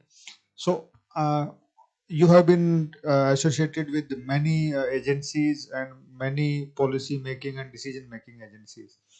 So how finally we come to a conclusion whether to adopt a technology or not? Is it solely based on environmental impact assessment, or the financial gains which country or industry is getting? So how do we strike out a balance? Yeah, that's a very important question. And I would say it's a stepwise approach. First, you really need the technology. Yeah, so at least if you don't have a technology to do something, yeah, so really you need a technology. You have to develop it first in laboratory, pilot, and demo scale, and then maybe the first commercial thing. So this is the starting point. It must be technically feasible. And secondly, even if it works on a technical basis, it must show a certain business perspective. Yeah. So if you're making nice products out of lignin, yeah, they are nice, but they are so expensive because the processing is so complex. Yeah. So at least the second thing is really to find business opportunities. Yeah. Even of course in the beginning you can include subsidies or whatever from the public side, but at least you need a really clear business idea. And this depends on many framework conditions. Yeah. And uh, also ending up with financing possibilities, but also with others. And should you start with a small system, a small biorefinery, or already make a bigger one? These are very complex things. Yeah? But at least you need a clear economic perspective, and you need the stakeholders. Yeah, so the industry. Yeah, I would say as an example, the pulp and paper industry in the past they have been very traditional thinking because the pulp and paper business was doing well, so they had no pressure to do something else than just extending their production. But then the paper market went down, especially for newspapers and other. The paper went down, so they were thinking on new business opportunities. Yeah, and that's when they came and asked, what else can we do? And then we said, you can make biofuels because you have sugar in your black liquor, or you can buy additional wood and make a gasification. So it's really you need the stakeholders from industry and also a support from government and the general public to say this is towards more sustainable, this is towards greenhouse gas reduction. So it's both. It needs the people, the government, and the industry. And then at least it's up to LCA. If you have the technology, you have the economic perspective, you have the stakeholders, you have the first design of a plant, and then you make an LCA and saying, okay, we are saving 80% greenhouse gases. If you do this and this, maybe we can save 90%. If you don't do this and this, you only reduce it by 30%. Yeah. And this is again an information fed back, and they say, okay, we would like to save 90% greenhouse gases, but we need 2 very expensive additional processes or inputs we can afford economically at this time. So we have to start with a lower greenhouse gas reduction because we don't have the possibilities to integrate that. So LCA just gives them, shows them, is there a significant greenhouse gas reduction, a significant reduction of fossil energy input or other impacts, and then also identifying what you can, if you don't do that, maybe you have lower ones, or even you can further develop it. So, and this is at least how things in we have developed this, and this takes really time. It really takes time, and it really needs also a political framework. And for that, I would say in Europe we have a very good current political framework, which is Green Deal, where we have clear targets for greenhouse gas reduction, clear targets for circular economy, and really this is for the industry a driver because they are forced to do something, and this really speeds up the process of integrating new biorefineries, bioeconomy in the existing infrastructure. Yeah, thank you. Then, we are basically discussing here about biofuel. So, especially in Europe scenario, what are your thoughts? Will it be, commercially viable at large scale? Maybe it is methane, or maybe it is bio 2G ethanol, or maybe some other kind of, say, produced from gasification and all those. So, will it be a reality in near future? Um, yeah, I'm generally an optimist, knowing sometimes it takes longer, but I think the good ideas they will win in the very end. I would say in Europe, I would say that the conventional bioethanol and biodiesel, which are based on, we call them food crops now. Yeah, so the biofuels based on food crops because of the debate in the past. I would say they have reached the maximum more or less. There's even in the European regulation a limit of how much food-based biofuels you can put on the market, and the rest should come from new sources. Yeah, so it's really the new sources is mainly wood and straw, I would say. Yeah, so there's a strong effort really to use lignocellulosic material to extend this. We have some pilot facilities, one going the biochemical way, one are going the gasification way, and I can judge which of them is winning the game. I think both of them will be relevant. Yeah, and I would assume that we in Austria did much research, not so much on lignocellulosic bioethanol, but on gasification. So maybe I'm more in favor of thinking that maybe gasification will be a little bit quicker. But anyway, it's both of them really offer a broad portfolio of products, bio-based, and I think that would be in Europe the way forward. Yeah. Thank you. Any question from participants?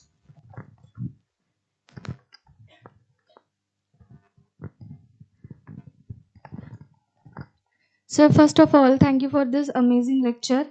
Sir, as you discussed about a lot biorefinery, but my question is that for biorefinery, what are the disadvantages or causes on environment or humans?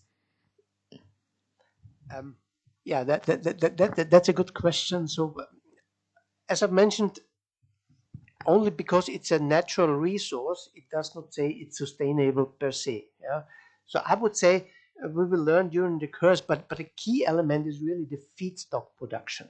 Yeah, to really produce the feedstock, and normally you need relatively in most of the biorefineries, not all, biomethane and biodiesel are smaller facilities, but most of them really need big amounts of raw material. Yeah, so really you have to produce big amounts of raw material. You need a very good logistic to bring that to one point where the refinery is. And so at least the feedstock cultivation and the feedstock logistic and supply might harm the or is a relevant part in LCA, yeah, in most of the cases. And the second thing is really that the biorefinery itself, what is the energy and heat demand in total, and where is this energy and heat coming from?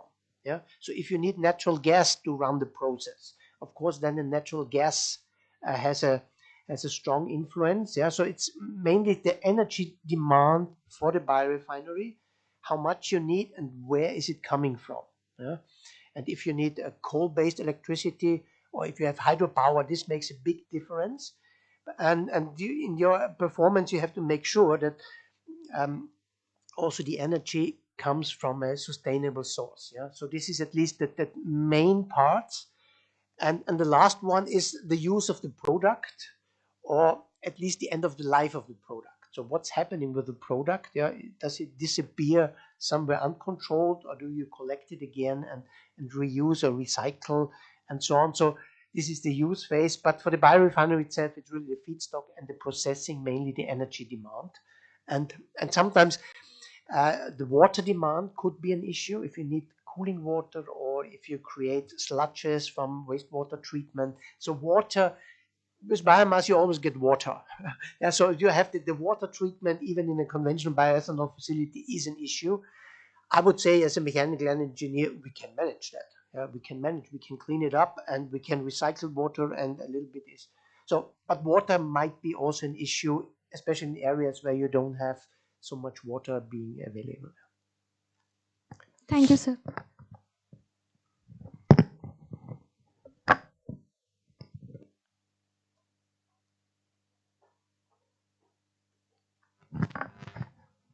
So if no more question is there, we can wind up the session and we'll meet after lunch. So assemble here at 1:50. Thank you, Professor.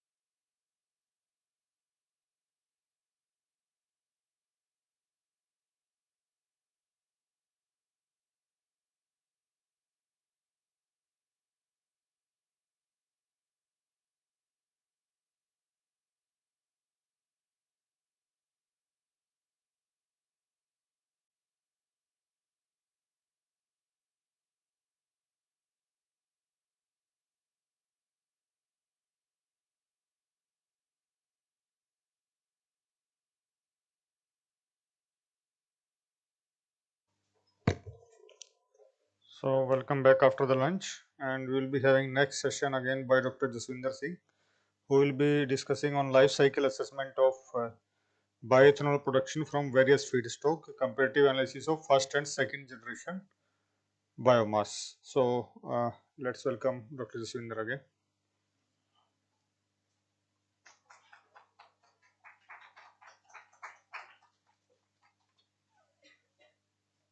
Thank you, Professor Singh, and I welcome back to you in afternoon session.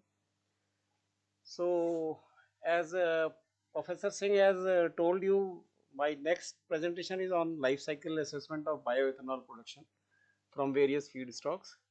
Here we will comparatively evaluate first and second generation feedstocks. Sorry. Let us first discuss what is the context setting of these kind of studies.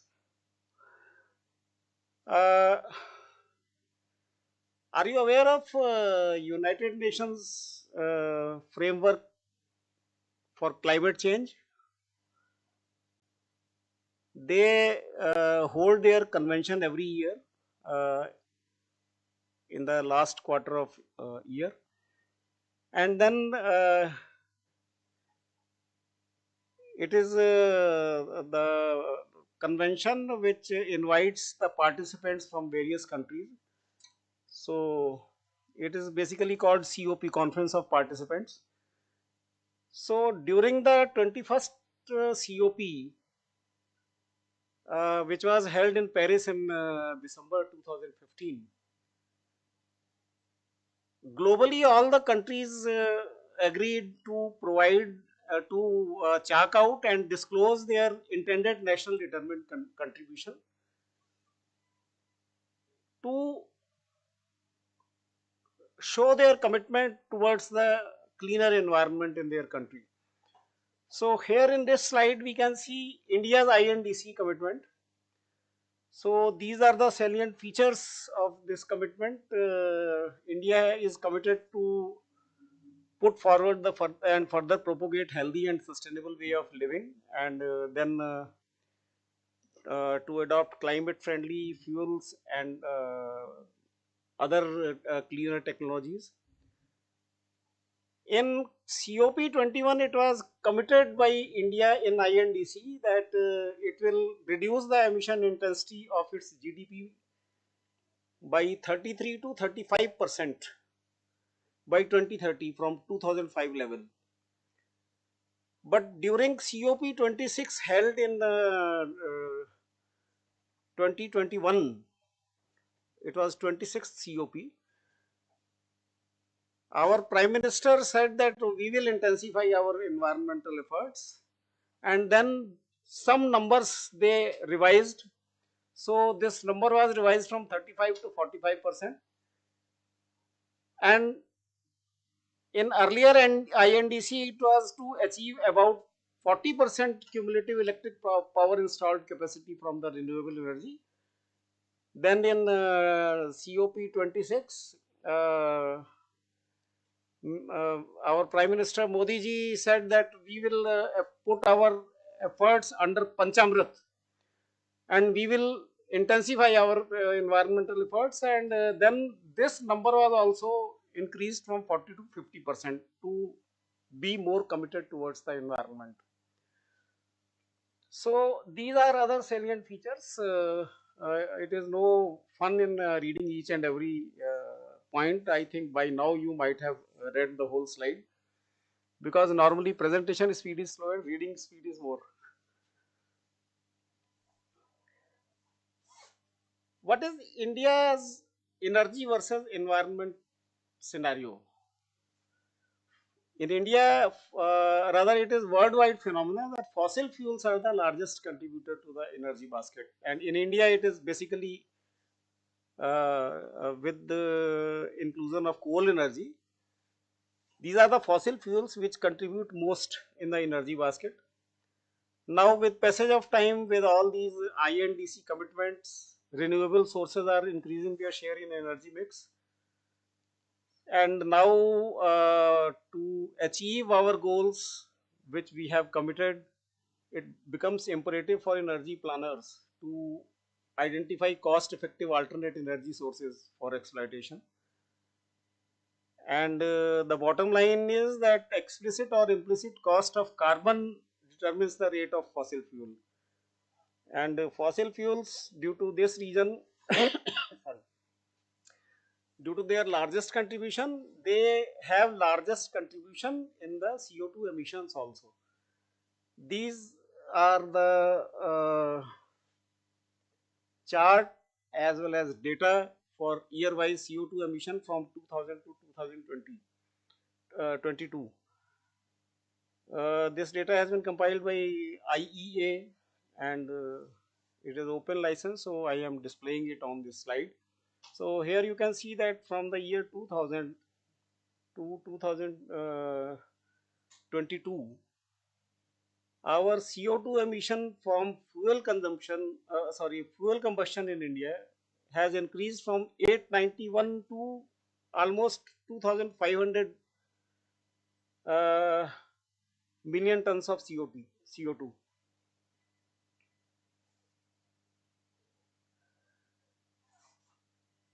This graph shows sector-wise evolution of CO2 emission in India. Here also you can see that the largest contributor is electricity and heat production, and it is followed by the transport sector.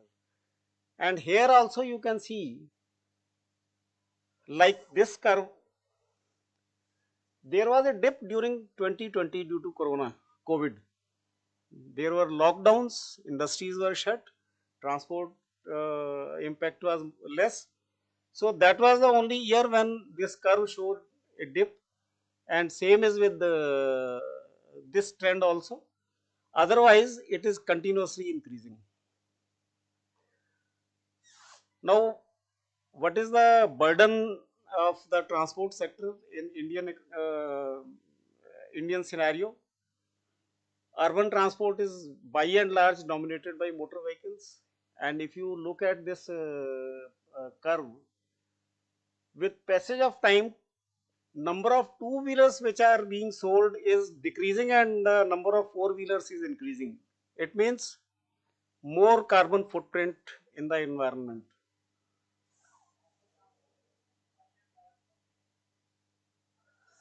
So, in a nutshell, we can say that mostly transport sector is dependent on the liquid fossil fuels.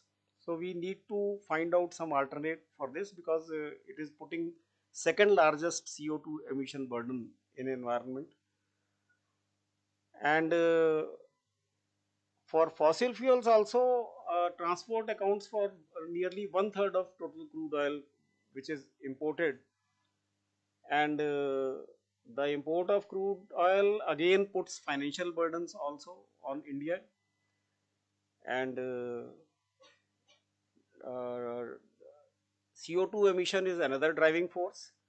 So with all these reasons, it becomes imperative that we should carry out our research to replace these fossil fuels, because fossil fuels otherwise also are not going to last.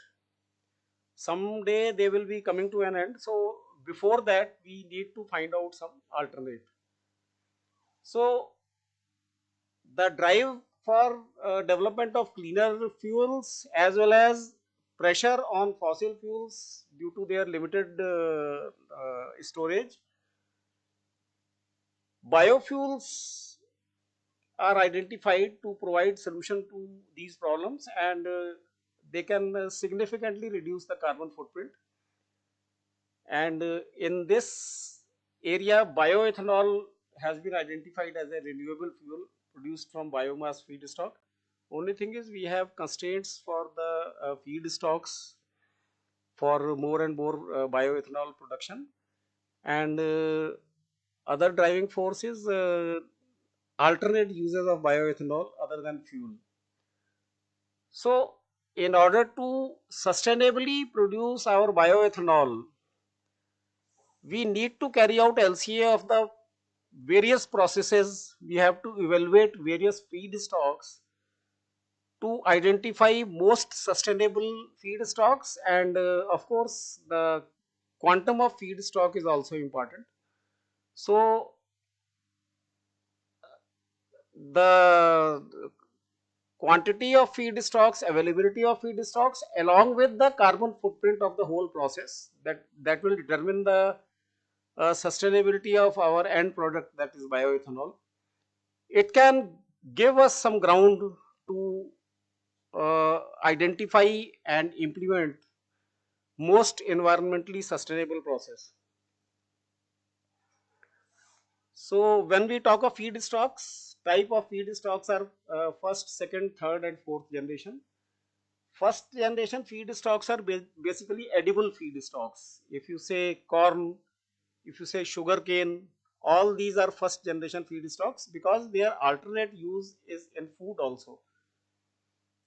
Now, by utilizing these feedstocks, we cannot put more and more burden on the food sector because that is also required for sustainable human health, human survival. You have to provide food to all. So we resort to second generation feedstocks, which are non-edible biomass and some wastes. For example, in this presentation, I have covered corn stover, which is left after removal of corn, then forest residues, wheat straw, switchgrass, and municipal solid waste. Sorry. Now, all these second generation feedstocks are either waste or not fit for human consumption. So, if we can produce bioethanol from these feedstocks, it is going to be going to help us to meet another sustainable goal, which is of food for all in human society. Then third generation feedstocks are there, which covers aquatic crops like algae, microalgae, some seaweed plants and such feedstocks. And then one step ahead is fourth generation, which are genetically engineered biomass.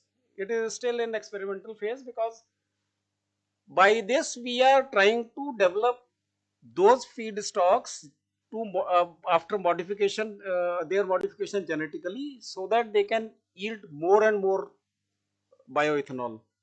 So fourth generation feedstocks are still in experimental stage. However, third generation feedstocks are also being tried, but it is also not at large commercial scale. So normally we have to focus on first and second generation.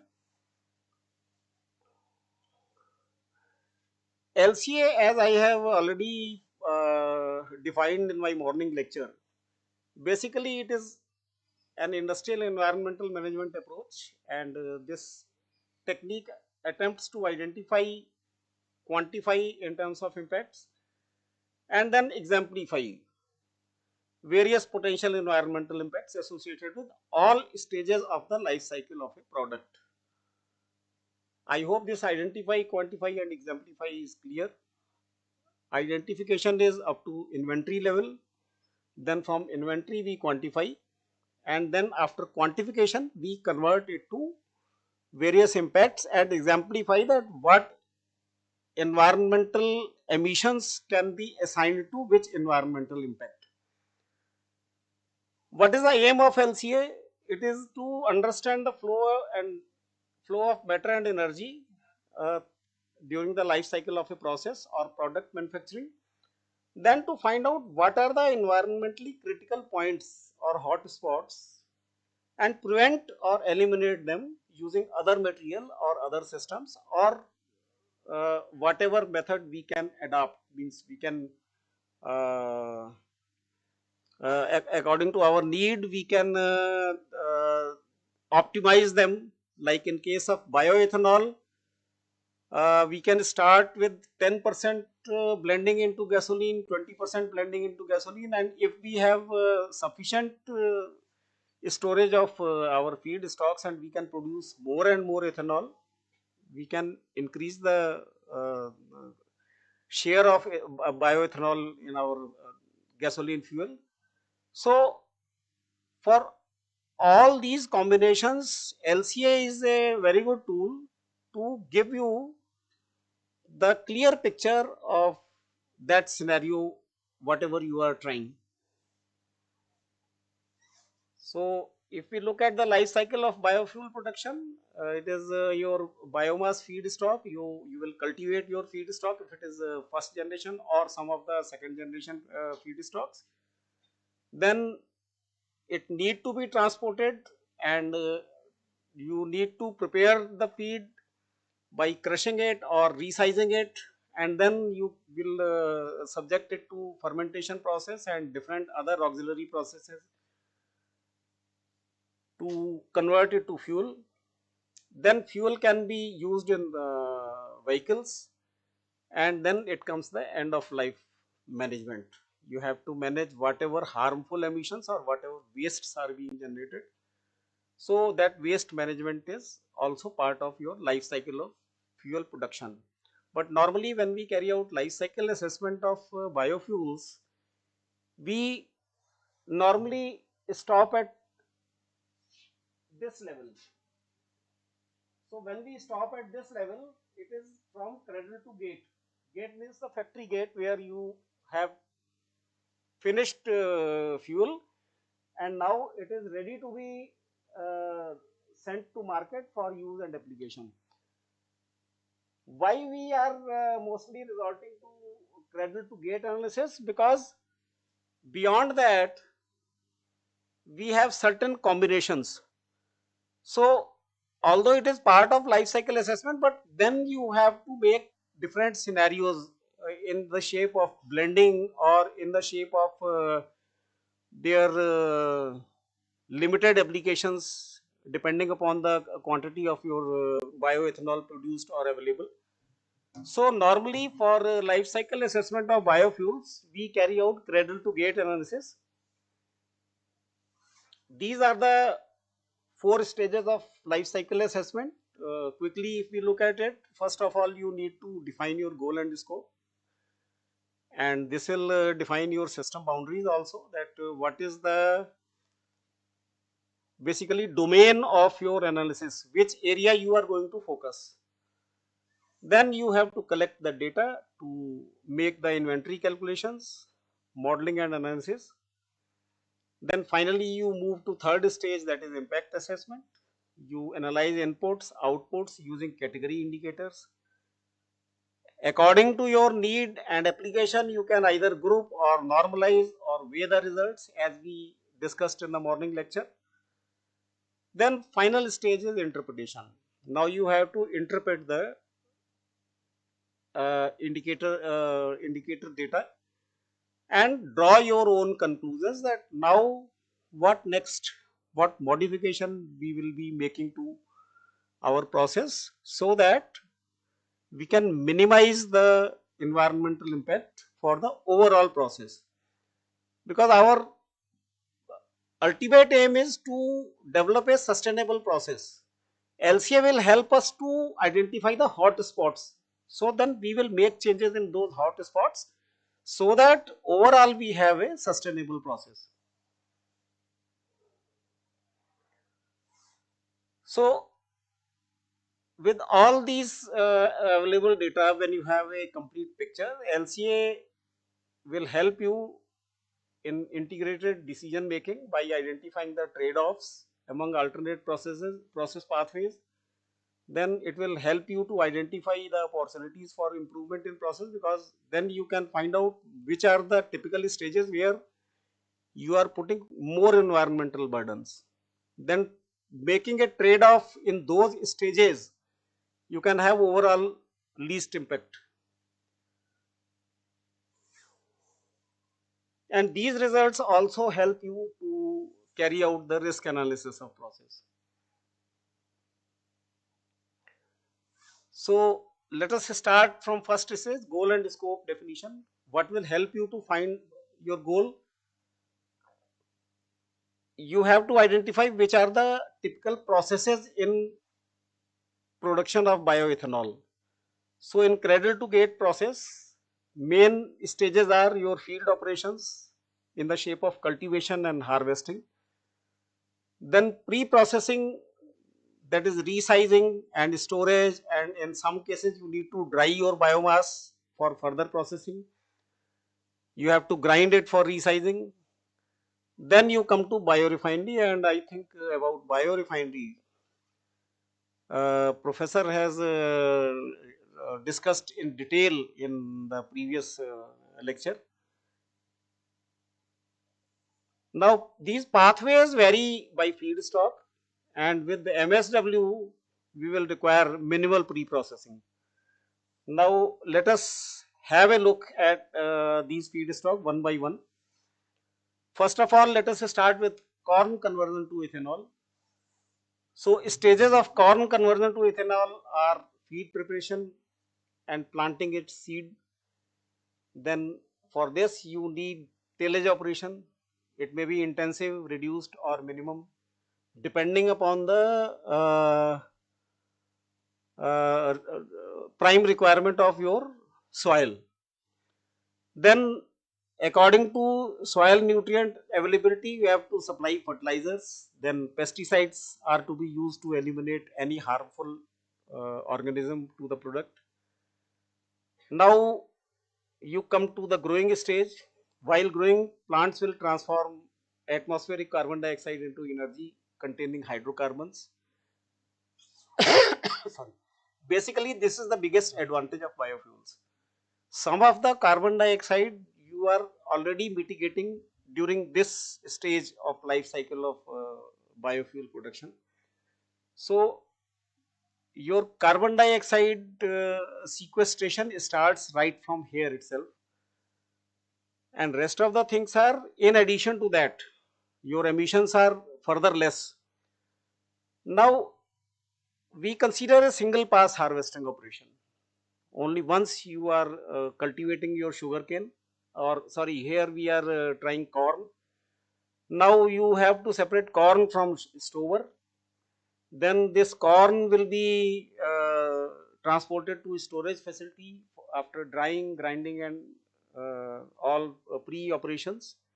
Then finally it is delivered to dry mill facility to convert to ethanol. Now the rest of the process for conversion is very clear to you because all of you are microbiologists. When you convert corn to ethanol, apart from ethanol, one distiller's dried grain with soluble is produced as byproduct, and it is also merchandisable product because 1 kg of DDGS may substitute almost 0.94 or 0.95 kg of corn grains or 0.303 kg of soya meals and 0.025 kg of urea for energy generation. So apart from your primary product ethanol, you are getting some valuable byproducts also. When we carry out whole life cycle assessment, normally we have to allocate these byproducts with the overall emissions which we are releasing to environment. Now that is another detailed subject, a detailed stage in LCA, and that we typically term as allocation by substitution or allocation by process expansion. When we talk of process expansion means we have envisaged one life cycle of our biofuel production. Now during that we will be estimating the overall emissions, but all those overall emissions are not cannot be attributed to alone ethanol. Along with ethanol, some byproducts are also there. So then what we do, we have certain methods to allocate our emissions. Either we can allocate them by some physical quantity like mass, but normally that is avoided. Rather we would expand our process. We will see that how much valuable products we are having. Now how will it help? As we pointed out that 1 kg of DDGS may substitute certain amount of other things. Now think of the scenario when you had to produce that much amount of these byproducts by their parent process. That is, one more process could have been taken place to obtain this much of this product. That process again will be associated with some emissions. So what you can do, whatever total emissions have been produced in this process, that is corn conversion to bioethanol, you will allocate the whole, you will calculate the whole impacts, then subtract these emissions which otherwise could have been produced if you wanted to get these products. So this emission can be subtracted from your overall emission, and that is your environmental saving. I hope you could understand what I said. If you have doubt, you can ask. Is it clear? Okay, let me take another example. Suppose we do not consider this DDGS. In subsequent feedstocks, that scenario will also come. There I will skip it. I will explain here itself. Suppose some of the biomass you are using for power generation, and some X units of power is generated out of that waste biomass apart from ethanol. Now, if you could have produced X kilowatt of power by coal, it would be associated with some carbon dioxide. Now, that carbon dioxide you have saved by generating power here. So, from these overall emissions, you can subtract those emissions, and then you can demonstrate that this process is also saving on the power generation up to this extent.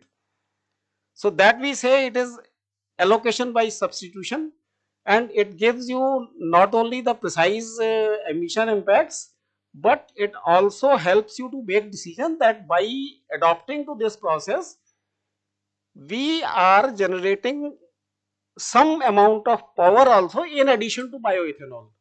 Then that decision is wise decision. Now it is clear.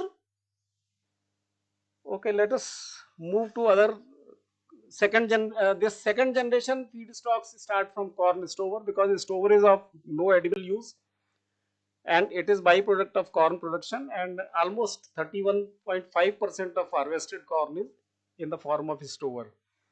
So after the corn is separated, you can just dry resize and this stover, and then you can bale it for transportation and send it to biorefinery for biochemical conversion to make bioethanol.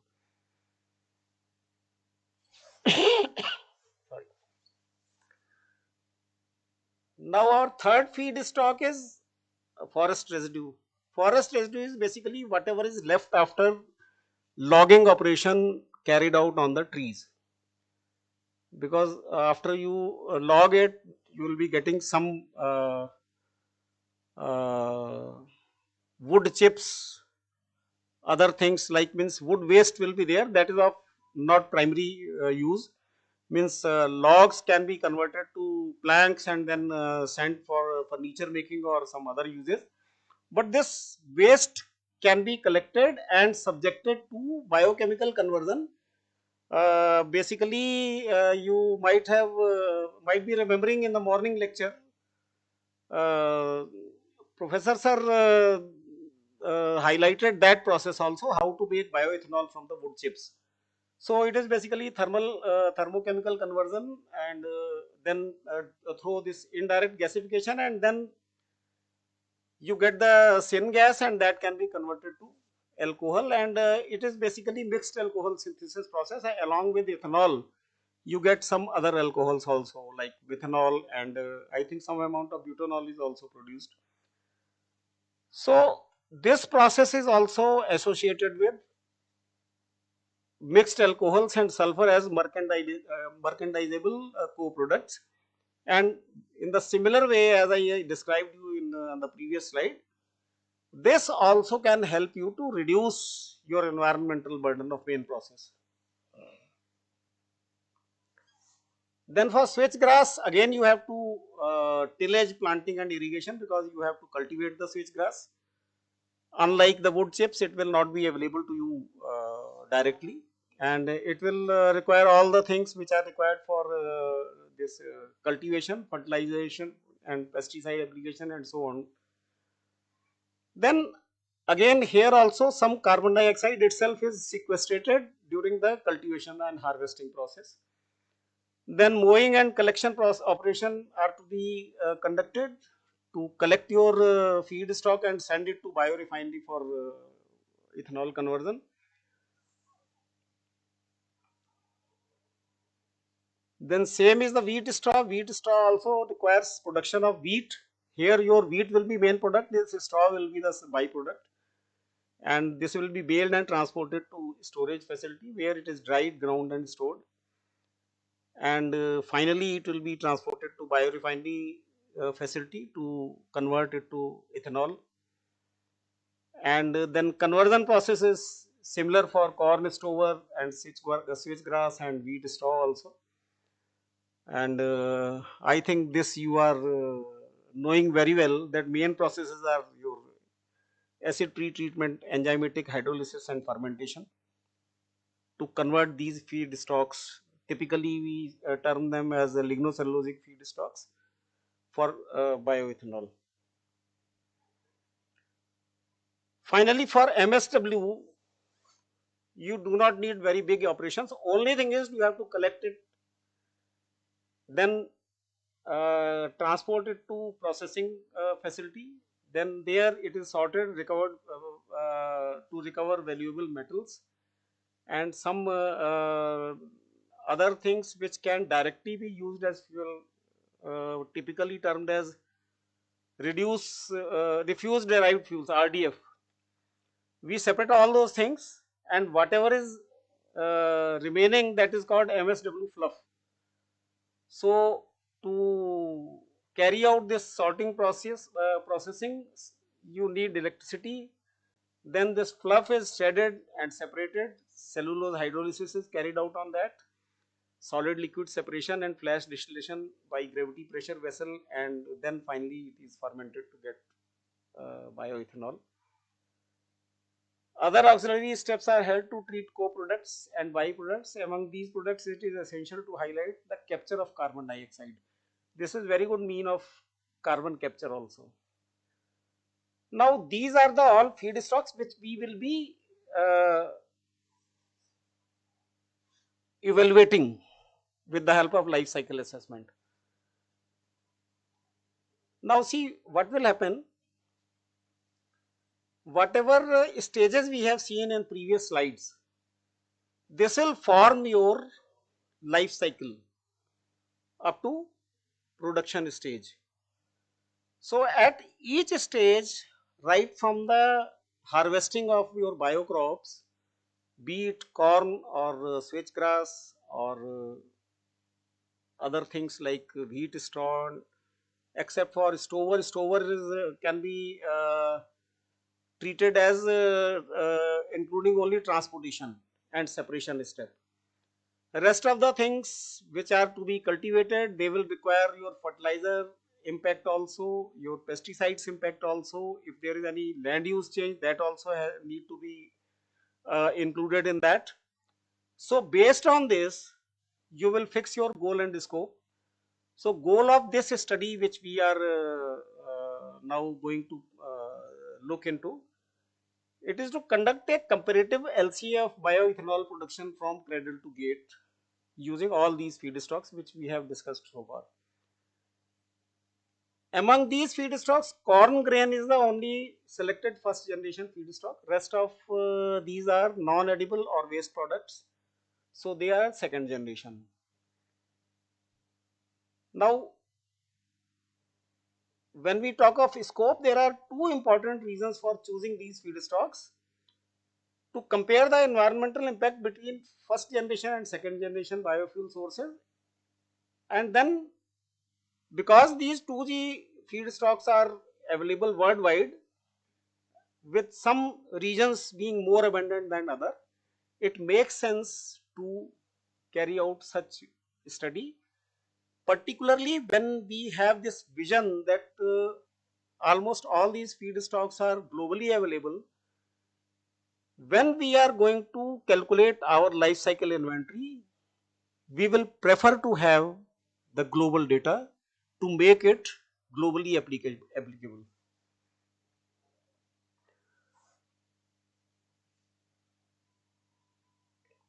Now, if we look at the life cycle inventory analysis, mostly foreground data for LCI has been obtained from different studies available in literature. I have quoted two literature sources here. When we say foreground and background data, foreground data is basically the data of your actual plant operation. What quantity of feed and what quantity of other required chemicals or whatever is there in terms of material, and how much energy to that defined quantity of feedstock you are putting into your process. So all those things are available directly with you because you are operating the plant. So all that data we term as foreground data in life cycle inventory analysis, and rest of the things like data of your soil emissions, data of your fertilizer emissions, sorry, or whatever background processes are there which are not under your direct control, because you can control only your feedstock, its shredding, energy required for that, and your chemicals and your lab. Apart from that, production of fertilizer, production of pesticide, whatever emissions according to soil type are being put into the environment, and how much land you are using as natural resource. So that all is background data, and that is obtained from some standard database. In this case, we have used EcoInvent 3.6 database. Now, most of the background data used in literature was based on a specific location. I will tell you what was the reason for that. Sorry. In EcoInvent, we do not have land use data or fertilization data and soil type data for all the reasons. Either it is on the globally average data or in the form of some specific locations data. So as I told you, we have used these two papers as as the source of foreground data. So whatever was the geographical location mentioned in these papers, some of the background data has been acquired from EcoInvent for that region only, and rest of the data has been taken as from global data to make this study globally implementable.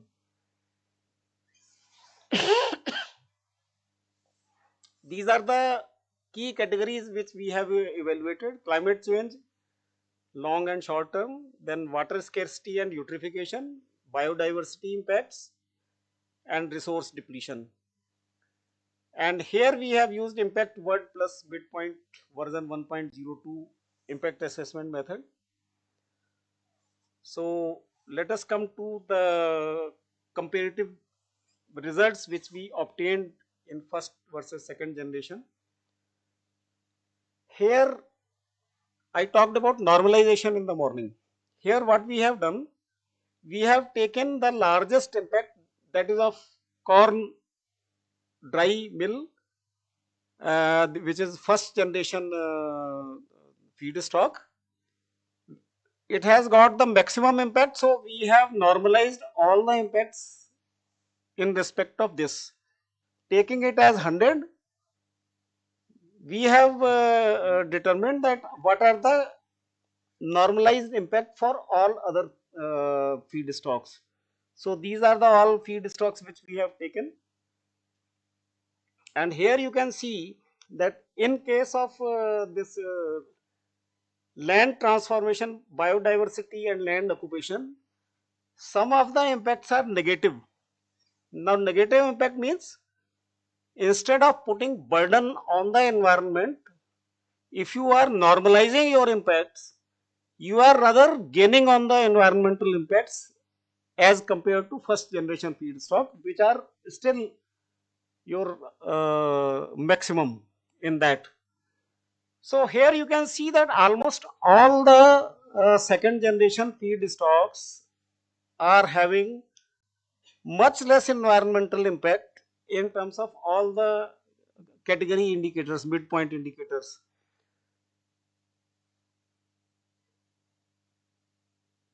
Here MSW is having the least impact. If you see, it is a black one, and in some categories you can see it is negative also. And rest of the feedstocks are also having much less impact as compared to first generation feedstock.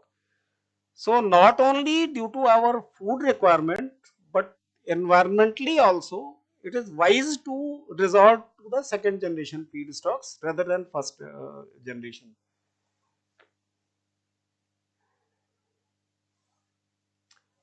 Now, to come to next comparison, let us have a look at system boundaries of various routes. We have discussed in detail earlier. Basically, we can divide it into three compartments. First is your field operations, then these are your processing operations, and these are your biorefinery facility operations. Now, these are the various stages of your life cycle of biofuel or of these feedstocks conversion to bioethanol. And let us see what does our what do our results speak about the different stages. Now here you can see that this first bar everywhere is of this corn, which is our first generation feedstock. So you can see that almost 50% of the impact is attributed to your field operations. Whereas in second generation feedstocks, although field operation is the largest contributor, but it is much less as compared to your corn feedstock. And in case of your MSW, if you look at this last bar,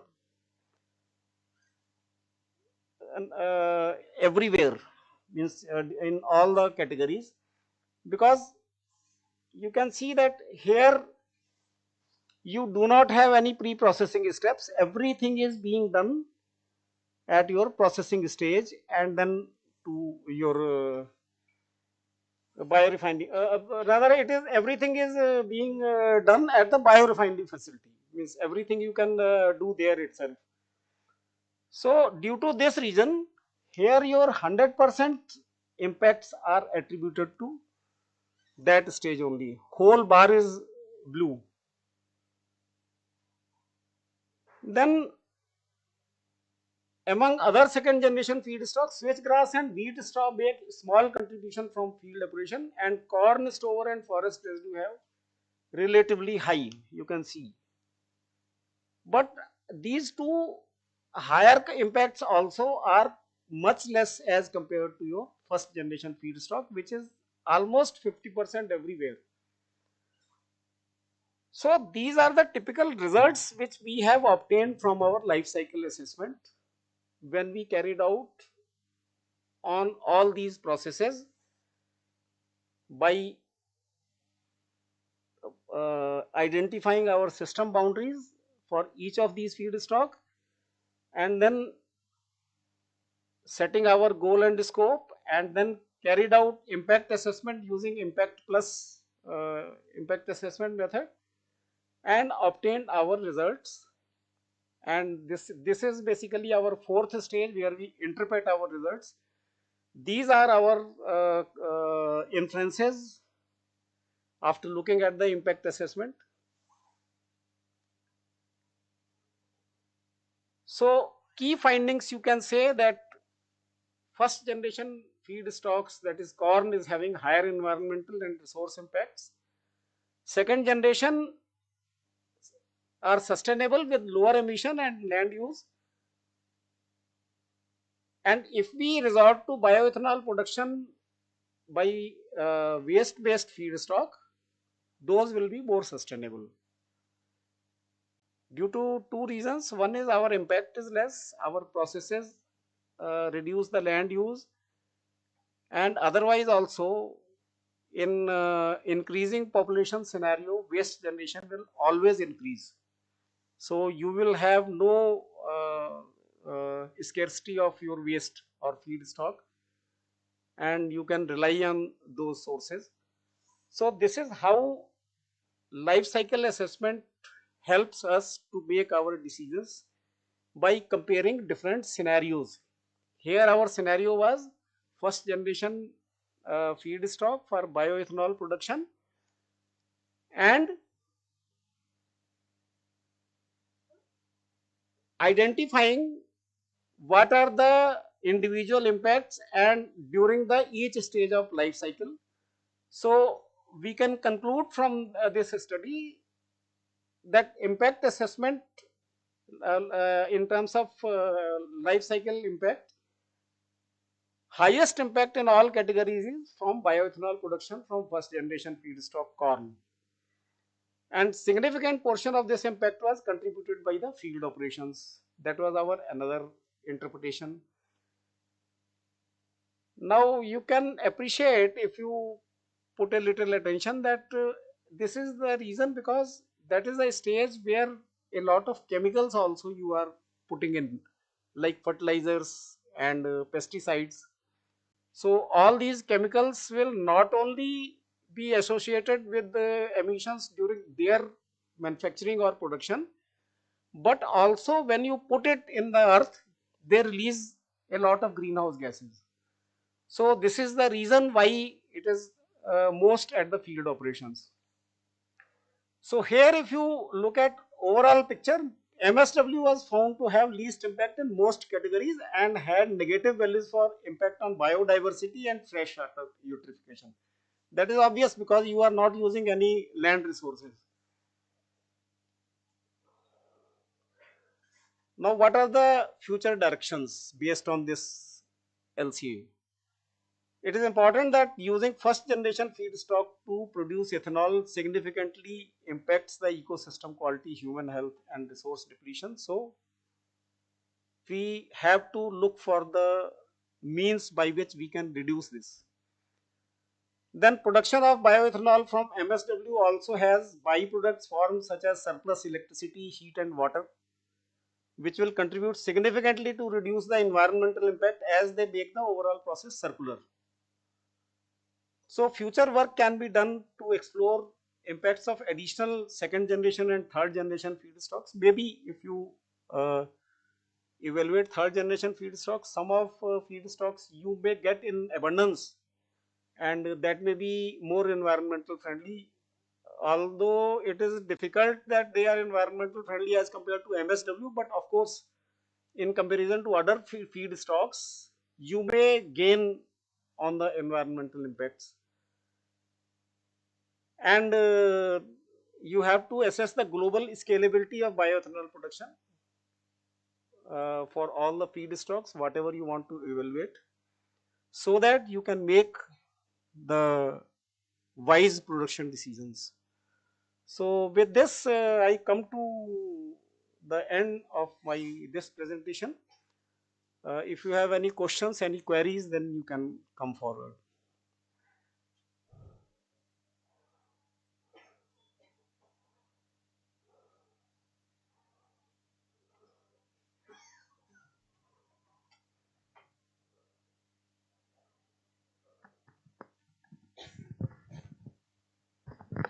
Hello, sir. Thank you for such a detailed presentation on LCA. Thank you. I have very short query related to the impact version. It seems that you have used some method or a software to get your analysis done. So why is it so specific to use that method? Are there any other available methods which can be used for the analysis? Oh, you are talking about this impact word plus method. Yeah. Okay. See, when we resort to using any method during life cycle impact assessment, we have certain things in mind. First thing is, up to some extent, these all environmental impact assessment are uh, uh, confined to a given region. Yeah. Since most of the data has been taken from the this American subcontinent, and for their region, not in terms of your midpoint impacts, but when you normalize them on the human health, or you weigh your indicators for your overall regional comparison, then that thing is built in certain methods. So Okay. impact word plus is basically normalized on the basis of American subcontinent. Whereas if you want to assess the global impact, recipe uh, heuristic method is also one of the best methods Okay. by which you can normalize and weigh the results on the global level. So Okay. it will decide on that, and while you carry out detailed LCA using software tools, normally all these impact assessment methods are openly available, means you need not to have a license to obtain, use them. So at that juncture you can resort to you can proceed in two ways. One is you carry out with impact plus method, and then you take the example of some other method like recipe or use talks or something. Then for those common indicators like eutrophication or your GHG emission and global warming potential, you can just compare the numbers. Okay. Normally there must not be much difference in midpoint indicators. Mhm. Of course, in endpoint indicators, since it is normalized on a given region, and if you are using recipe type of methods which are globally Global. normalized, then that result will make more sense when you want to apply your LCI on global level.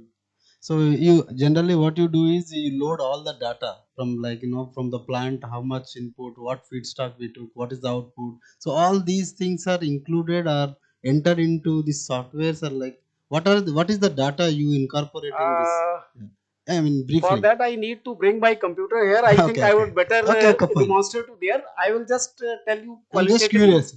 Yeah, I will just tell you orally. Normally what we do, as I mentioned two things here.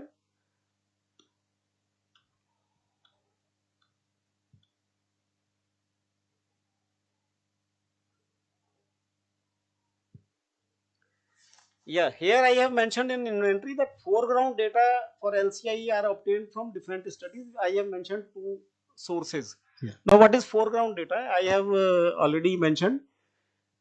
This is basically, you can say, your lab data. Okay. Because this biorefinery operation you are doing in your lab, in your facility. Yes. So all this foreground data is how much feedstock you are taking and how much acid is required for acid treatment, how much enzyme is required for that. All these data are available with you foreground, Yes. because these are your data.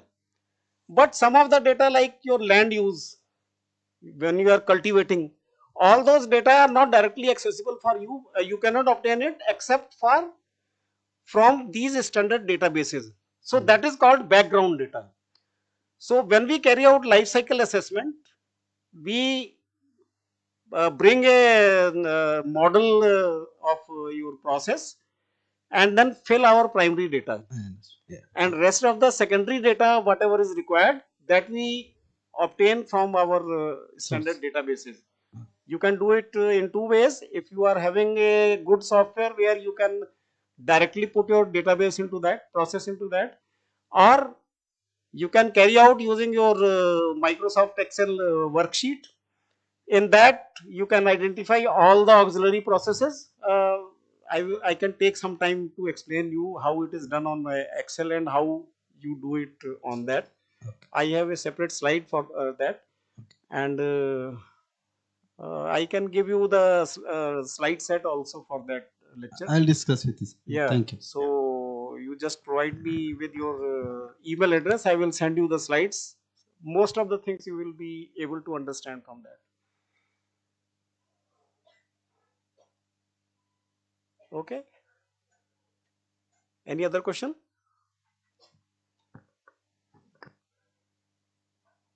Okay then. Thank you very much for, yeah, she wants to ask something. Uh, Sir, thank you first of all. And sir, I want to ask a simple question. Okay. Like in we live in northwest part, and here is basically millets production is high, like pearl millet in Rajasthan, also in Mahendergarh. So, what are the possibilities to produce bioethanol by millets? No, I could not get your question exactly. You mean to say buy some different feedstocks other than these? Yeah, sir. Millets like bajra. Okay. Yeah. Yeah. Bajra and what other feedstocks? Like ragi, sir. Huh? Finger millet. Okay. You see, all these feedstocks what you are mentioning, including corn and sugarcane, these are all of all from food compartment. Means these are to be consumed by human as food also. So if you are taking out some of that feedstock from that compartment, certainly you are reducing the food security to the human health sphere. So those all are first generation feedstocks. Here also we have seen you can carry out life cycle assessment of bajra also, but you see why it will be more, because in any case for that also you need soil, you need earth, you need fertilization, you will need pesticides and all these things. So all those chemicals again will put more burden on your field operations. You can produce chemically, you can do it. Like in the lunchtime we were discussing with Professor Singh, we have process to produce fuel from plastic. Chemically it is very good. Out of 1 kg of plastic you can generate 600 ml of diesel or petrol. But then you, if you look at the whole process, it is not energy efficient. So whenever you resort to or you want to transform some chemical reaction to a process, production process, you have to look for the economy also. It should be techno-economically feasible, plus it should be environmental friendly, only then it will be sustainable. See, yesterday also you were discussing the first thing is availability of the feedstock. So whatever you are talking like pearl millet and ragi, all those things, I think it is being fed to the animals as of now. यहाँ देखा है मैंने, वो काट काट के उसको रख लेते हैं, otherwise also they make stack of it and use it as fodder. So in that case it won't be wise, again there will be scarcity of the fodder for the animals. So we have to use the material which cannot be used efficiently otherwise. Okay. So in that case only we should go for this particular bioethanol production and all, right? Okay, so thank you Dr. Jaswinder, and we really appreciate Thank you all. that you spared your time and uh, enlightened our students, and we really look forward to have a hands-on training in future for the Yeah, researchers in this it is area. always better. Even it can be an online program if you have ample infrastructure. That can, it can be done that way also. Otherwise, maximum 2 days are required for understanding whole life cycle assessment process. And I hope I could have been successful to ignite the at least curiosity towards the life cycle assessment in your minds, so that now you can search for some resources also and try yourself that to understand the life cycle assessment, and rest of the things professor will cover in tomorrow lectures, and most of the things you will come to know, and you will be more aware. Okay, thank you. Thank you, sir. Thank you. So we can have 5-minute break and then we'll start.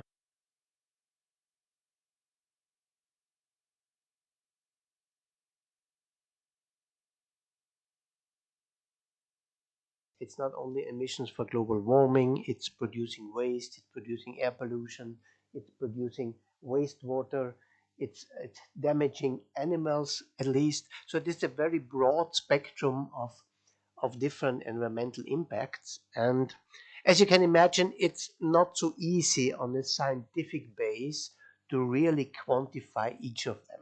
Yeah. We have seen good example before with many impact categories, and this is a very big attempt to really be able to quantify most of these effects, but at least it's sometimes a very challenging thing. Um, are just some examples. As I told you, I'm doing LCA for a long time already, and these are just some examples from my daily life from doing LCAs. I did many LCAs on vehicles, on buses, on electricity generation, on food generation, also on conventional bioethanol production. You see here in the corner, also on infrastructure, yeah, because building highways, building tunnels, also infrastructure has a big effect, and also on tea and coffee we did it. And I heard you prefer tea drinking in that region. In the southern part where we are going afterwards, they tend to drink more coffee. And if you drink, if you make an LCA of a cup of coffee, the question is how much CO2 do you create? And I can tell you, it makes the same amount of greenhouse gases, one cup of coffee with milk and sugar, like driving an average car for half a kilometer. Yeah? So if you drive a car for half a kilometer, you emit roughly 100 grams per this half kilometer, and roughly 100 gram is an average sized hot cup of coffee. Yeah? If you drink tea like you do here, it's less than half. Yeah? It's less than half, yeah, because the coffee making, of course, makes more impact. But anyway, the boiling of the water to really make hot water, that has a strong influence where the electricity is coming from. Yeah? So if it's renewably based or fossil based, so this is at least very important if you do an LCA to really see what is the most relevant or the most relevant parts that influence, for example, greenhouse gas emissions. Yeah? And for a hot cup of coffee, it's at least the boiling of the water. And when you do an LCA of coffee, at the very beginning, you have no clue what is the orders of magnitude you're going to meet. Yeah. So this is really a learning process. Yeah. And you really have to be careful that in the very end, you end up with a reasonable number. If you end up with a ton of CO2 per cup of coffee, maybe something is wrong, I would say. Yeah. So at least you have to be really careful. And if you do it on vehicles, for example, you can say an average vehicle per kilometer makes you 250 grams of greenhouse gases per kilometer. In that case, roughly 80% of this emission really coming out of the stack of this gasoline car. Yeah. So really, that's what you normally see when the car is driving. You see the stack, and in that case, 80% of the greenhouse gas emission come from there because you burn the gasoline. But 10% roughly is to produce the vehicle, yeah, to make it, to produce it, the steel and all the materials you need. And maybe another 8 to 10% is really to extract the raw oil, transport, refine it, and bring it to the filling station. Is roughly 8 to 10%. Is really to bring the gasoline to the car, and the end of life is a few percent depending on the processes. But this is at least one typical distribution of where the greenhouse gases occur with a conventional car. Later on, I show some examples on the electric car. There, of course, it looks different because the production of the battery is much more greenhouse gas intensive than of a conventional car. But when we talk about assessing environmental impacts, is it human toxicity, is it greenhouse gas emission, is it resource consumption? At least there is now really an international consensus that environmental effects of products and services can only be assessed on life cycle assessment. But this is at least really including the production, the operation, and the end of life phase. This, I would say, is valid since 15 or 20 years. When I started my career, it was not normal to say you need an LCA to tell something about the environmental aspects of your product, but now it's really state of the art to do so. And when you look at an LCA of a transportation service, you might ask the question, or I ask you the question, how did you come here today? I have no clue how you come here, but so I make a suggestion. Um, if you would have taken a diesel passenger car, a diesel passenger car gives you roughly 135 grams greenhouse gas per passenger kilometer. Yeah, because we're assuming that roughly 1.2 person in average in Austria are sitting in a car. Yeah, so you distribute the emission per kilometer to 1.2 persons. So driving a diesel car, you have an emission of roughly 135. If you have the same vehicle and you drive with biodiesel, it's roughly half of it. Yeah, so then you can already reduce the emissions half of it. If you go by bus, in average there are 45 persons assumed here to be in a bus. Yeah, you have per person only 27 gram per passenger kilometer. Yeah, so per passenger, if you go by bus, you have significantly lower emissions compared to an average passenger car using biodiesel. Yeah, and the optimal combination, that's what I mentioned on the city where we come from, where we have the biodiesel buses. Yeah, in the biodiesel bus, you only have a 14 gram per passenger kilometer in average. Yeah, and you see, it really depends on what is the transportation mode, but also what is the fuel, and the combination of both of them gives you an idea how you can reduce greenhouse gas emissions, and in the optimal case, of course, you can reduce it by 90%. The practical question, for example, when we go for a weekend trip, and we have the choice between a bus and a passenger car, it's always also a question. Here we assume that 1.2 persons are in a car and 45 persons are in a bus. Yeah. But for example, if in our family, if the 4 kids and we are sitting in a car, if we are 6 persons, yeah, then we have significantly lower emission per capita than this 135. So it's 4 times lower. Maybe it's already in the range of a diesel or biodiesel bus, even it's the same vehicle. But if we're 6 persons in a car, of course, per capita, it's less. On the other hand, on weekends in the countryside, in our country, there are buses, but they are not full. They drive only a few people. During working days, they are full, but on weekends, so if we're only 5 persons or 6 persons in a bus on the weekend, we might have higher emissions per capita, because we are not 45 persons in the bus. So at least you see again, the LCA is not a black and white thing, saying cars are bad, buses are good, or vice versa. It really depends also how you use them and what are the framework conditions for the LCA you are considering. And this is at least the most relevant thing, that you really be careful when you see such results to see what is the golden scope, and does it really answer the question you're interested. What is LCA? Yeah, this is a picture. I can tell you, this is a picture where I grew up. I grew up in a small village at the lake. It's called the Milstädter Lake in the southern part of Carinthia. And I like to see, when I'm abroad, a picture of home to tell you what is LCA. Yeah, and LCA, there's a definition I like to use. It's a method to estimate the material and energy flows of a product, which is a transportation service, to analyze the environmental effects of the entire lifetime of the product. It's called from cradle to grave. Yeah.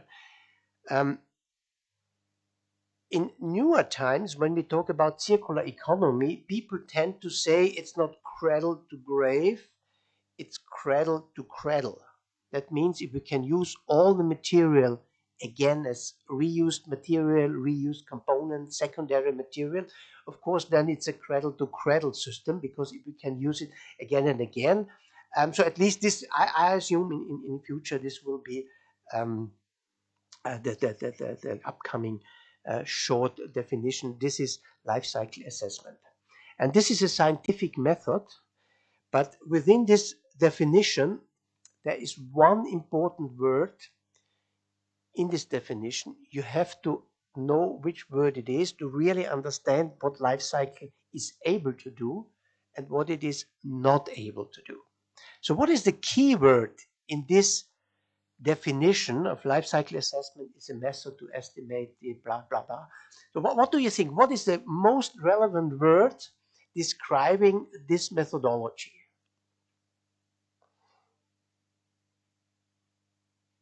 Yeah. No, of course they are important, but that's not a key. Yeah. No. Yes, yes, it's the estimate. Yeah. It's a scientific method. Yeah, it's really scientifically based, but the definition says it's just an estimation. Why is it so? The reason is the life cycle of any product is at least a very complex thing. To make a chair, to make a computer mouse like this or anything, it's a relative complex process. And of course, we know very much about all the things, but we don't know everything. We never know everything. Yeah? So at least even the final result of an LCA is a kind of an estimation. Yeah? And this is at least a very honest definition of a scientific method. And it also says if you're comparing two products and the difference is very small, you have to be honest, there is no difference. Yeah? This is also important to really know what are the limits of this methodology and what is really a significant difference and where you can really say this is not a difference. So this is really an honest definition of life cycle assessment to say it still remains to be an estimation. I might say now after 30 years, for me, LCA is less estimated than it was 30 years ago. It's still progressing, but I assume it will keep remaining to be an estimate, but becoming better and better estimate. And we also see that LCA already is part of our daily life in our supermarket in Austria. For example, if you buy a liter of milk, they give you, you don't see it, so I've written it in here in English here, so that the package tells you about this organic milk, that it has 12.1% less CO2, it uses 14.8% less water, and it's better because it has 26.0% more natural diversity, which means more biodiversity. And all of that is compared to conventional milk. Yeah, so conventional milk, and this is the organic milk, and it has here some sustainability benefits. But what is a little bit curious, when you look on the package, it's for normal consumers who have no clue about LCA and so on. Yeah? What do you think is a little bit curious when you remember the definition of life cycle assessment that says we estimate? Yeah? We estimate, and the package says 12.1% less CO2.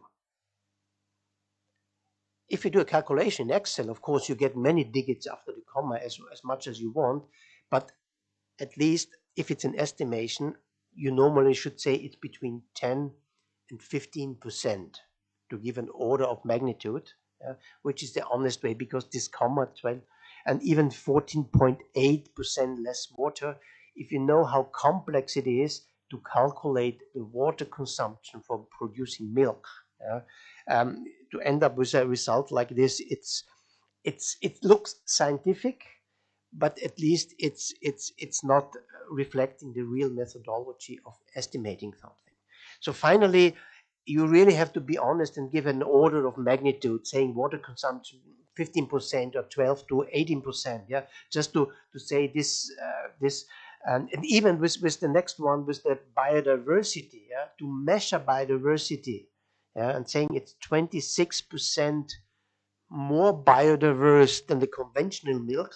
That's, I would say, already a limit of the LCA, which you cannot really do if you're a serious scientist so far, and even to compare to conventional milk, what is conventional milk? You have to define a little bit more. If you take another type of milk, so really in communicating the results of LCA, you have to be careful, at least also to stay honest to the methodology and say, what are the limits and how do I communicate the orders of magnitude? Because that's what of interest, and not to show any visionary scientific exactness, which is not happening in reality. We also have more and more people in Europe and in Austria that like to be vegan or vegetarian, which is in principle a perfect way of food consumption and of your daily biofuel you like to eat. And there are more and more comparisons of conventional cow milk compared to oats milk. And they here they made a comparison of a milk, a conventional milk, an organic based milk, and an oat based milk. And you see the oat based milk has 5 times lower greenhouse gas emission. This is a kilogram. It's kilogram per kilogram. Yeah, it's kilogram greenhouse gases per kilogram. So the oat milk has 0.3 kilogram greenhouse gases per kilogram milk. Conventional milk is 1.3 kilogram CO2 per kilogram. And this is also, on the first glance, you say, okay, the vegan milk, that's great. Yeah, that's great. But this, why is this also not a reasonable comparison based on a kilogram or based on a liter? Yeah. Because if you look here, the oat milk has less energy. It has less calories because it has less fat, more or less, inside. So if you drink 1 liter of oat milk, you only get half the calories compared drinking a liter of conventional milk. Yeah? So at least you have to drink 2 liters of oat milk compared to 1 liter of conventional milk to get the same energy from it. Yeah? So at least this is also not a fair comparison because the energy content is so different. It's the same weight or the same volume, but it doesn't have the same energy content. Yeah? And this is at least the gram CO2 per kilogram. That is the functional unit we heard already in the lecture before. So the functional unit is really the basis to compare things. I will outline that later. And here it's compared per kilogram of milk, which is not a reasonable comparison because the energy content is less. And some of my students tend to say, okay, but if I drink a cup of tea or coffee, you just put in a little bit and it does not matter how many calories you get. It's true, you only do it a little bit, but you still get less energy out of it. Yeah. And still, so for in an LCA point of view, it's really important to make a fair comparison, to compare really comparable things. Yeah, that's and we will hear about that a little bit more on the coming slides. You've seen this picture already. This is the 3rd time I think you see this picture. So this is taken from the ISO standard. These are the 4 phases to assess life cycle assessment. And you also see what life cycle assessment is used. It's really used for product development, product improving, strategic planning, public policy making, marketing. So the milk package is a typical thing for marketing. That's what LCA is used for. And what you see here is the arrows going in all directions. Yeah, so it's not a straightforward process that you start on the top and go through. It's more making an iteration because during the calculation you learn. Yeah? And you have to run the calculation once and then you see, this area, the electricity consumption really contributes a lot to my final result.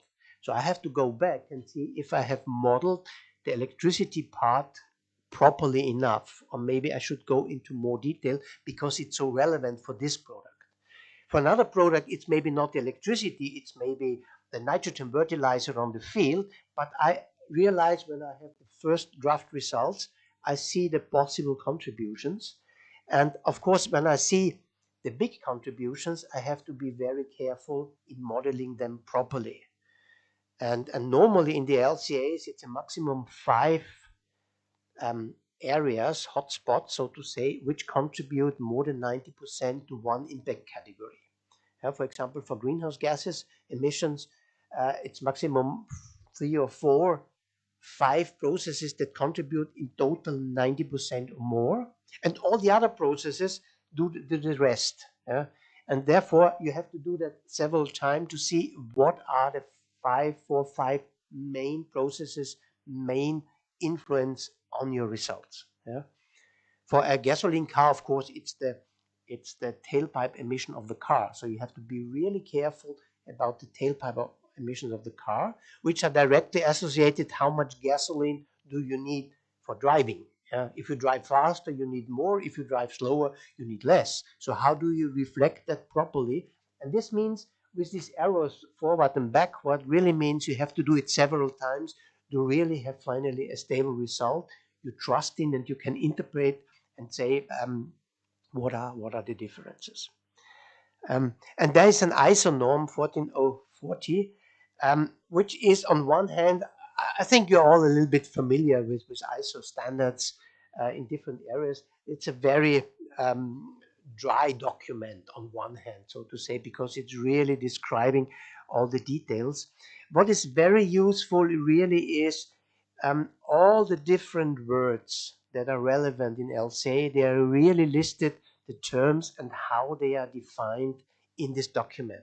So if you talk to other scientists in the area and they talk about comparative association, you really know what is meant by that.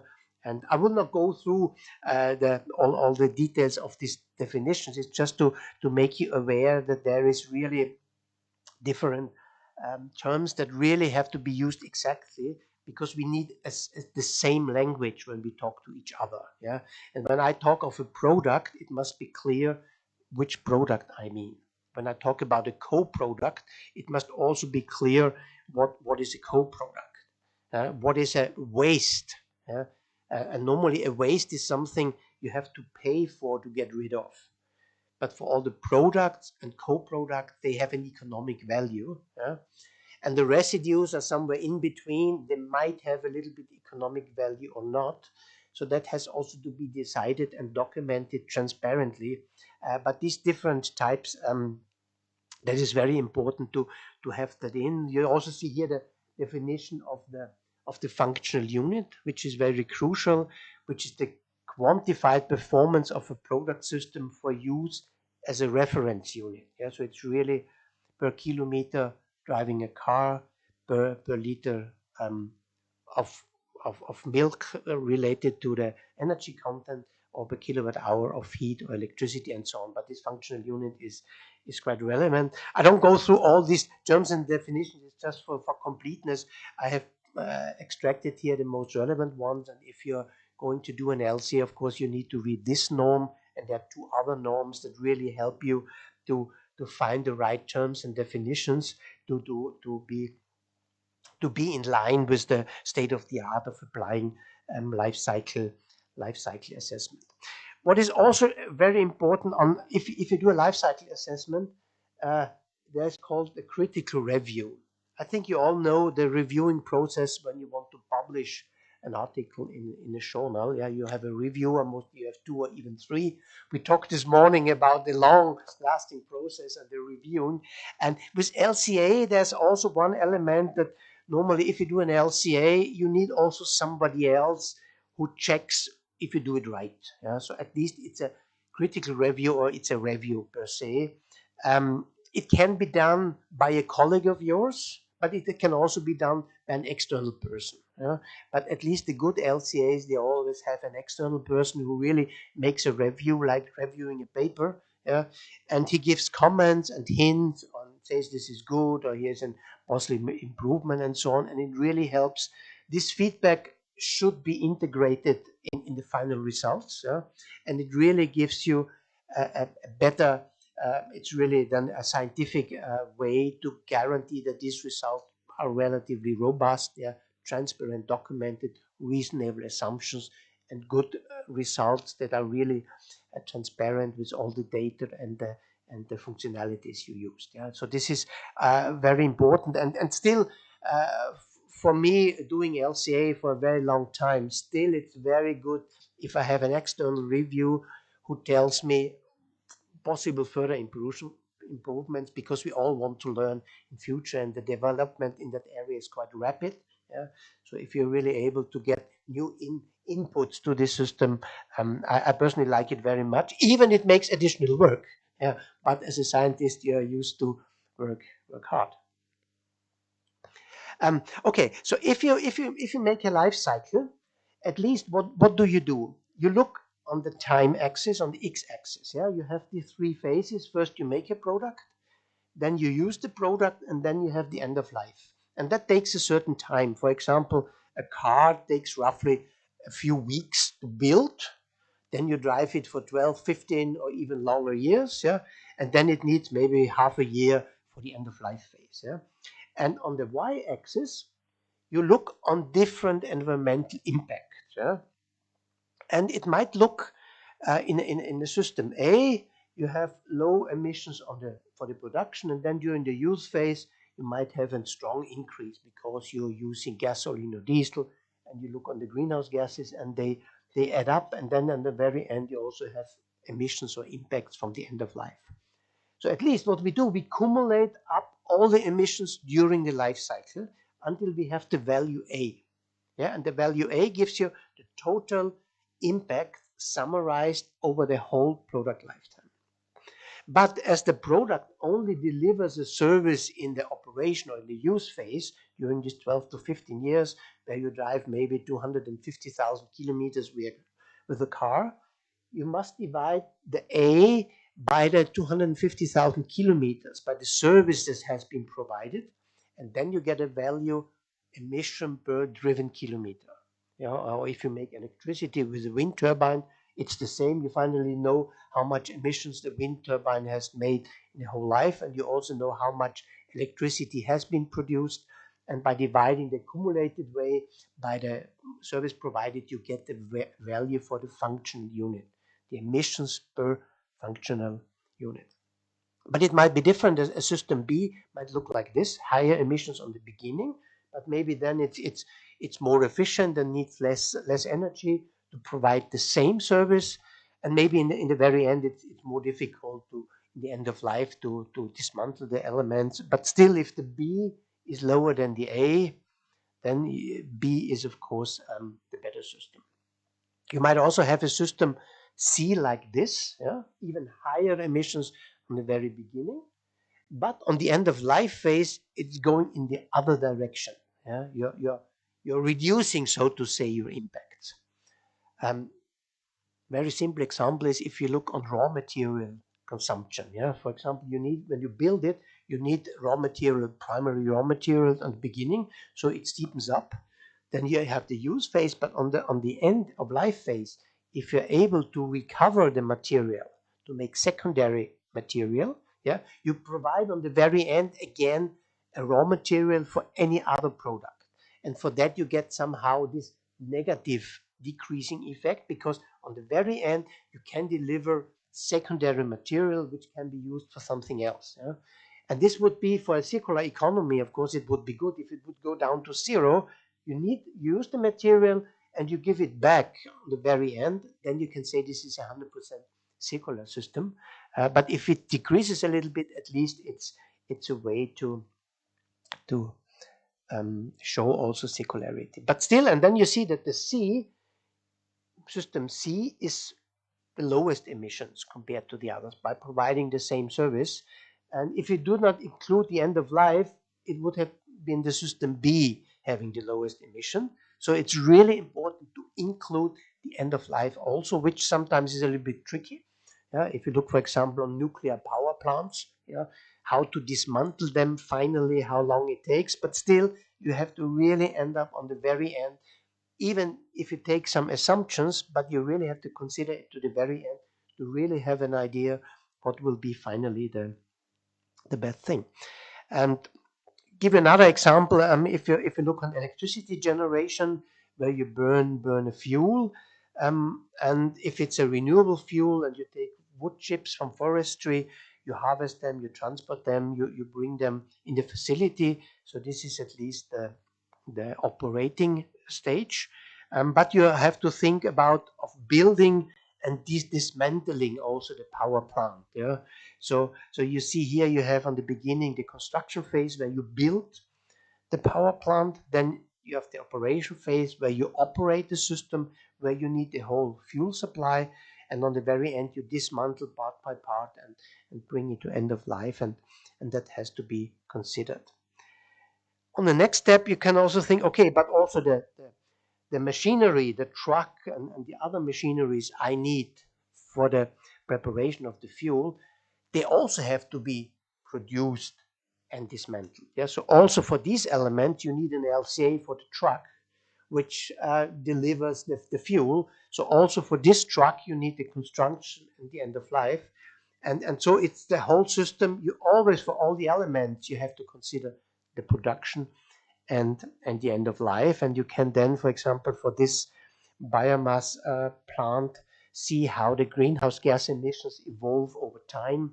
So in the very beginning, the construction phase is greenhouse gas intensive, and then as it's a renewable fuel, you have a very low increase during the operation phase, and the end of life phase nearly doesn't affect the CO2 that much. And you also can see it on the methane and the N2O, because they are all together forming up the CO2 equivalent. By the orders of magnitude, there's a different scale on the right-hand side, because normally the CH4 and the N2O are relatively small. So this is construction phase, the dismantling phase, and in between the operation phase. So assuming 20 years lifetime, which is typical for this facility, 1 year for construction and 1 year for dismantling, and then you get the final result in the overall emissions. And if you take now the value on the right-hand side and divide it by the electricity generation during these 20 years of operation, you get the functional unit, the greenhouse gas emissions per kilowatt hour or megawatt hour of produced electricity. And this is at least the typical functional unit for comparing energy systems. It's either kilowatt hour or megajoule of electricity or heat provided. You say this is the functional unit. I want 1 kilowatt hour of electricity or heat, and I want to know how much greenhouse gases, how much NOx or particles are associated with that. If you're in the transportation sector, you can say it's a per vehicle kilometer, yeah, because you have to also specify the vehicle. Is it a bus? Is it a truck? Is it a passenger car? But even with trucks or passenger cars, you have to say, is it a big one or a small one? Yeah. So you really have to specify exactly which type of vehicle you mean here. And this is the vehicle kilometer, is a typical functional unit. Or as you've seen in the very beginning, this passenger kilometer, you say per passenger being transported over 1 kilometer, including the occupation rate in the car or in the bus, then it's a passenger kilometer. Yeah? So you get an information how much emissions or energy consumption you have for one person driving for 1 kilometer. The same is with a ton kilometer for good transportation, to say how big is the emission in ton kilometer. So these are at least typical functional units for energy systems. If you come to biorefinery, things might become more difficult. I already talked about this product basket you get from a biorefinery, where you have maybe electricity in it, heat in it, biofuel in it, and maybe some chemicals or animal feed or whatever. There it's easier to have a product basket to define the amounts A, B, C, and D, how much kilowatt hours, how many kilograms, how many kilometers are delivered, and this based on an annual value. Yeah, so you say in average per year you get this product basket with this amount of product, and this is the functional unit to be compared to other processes.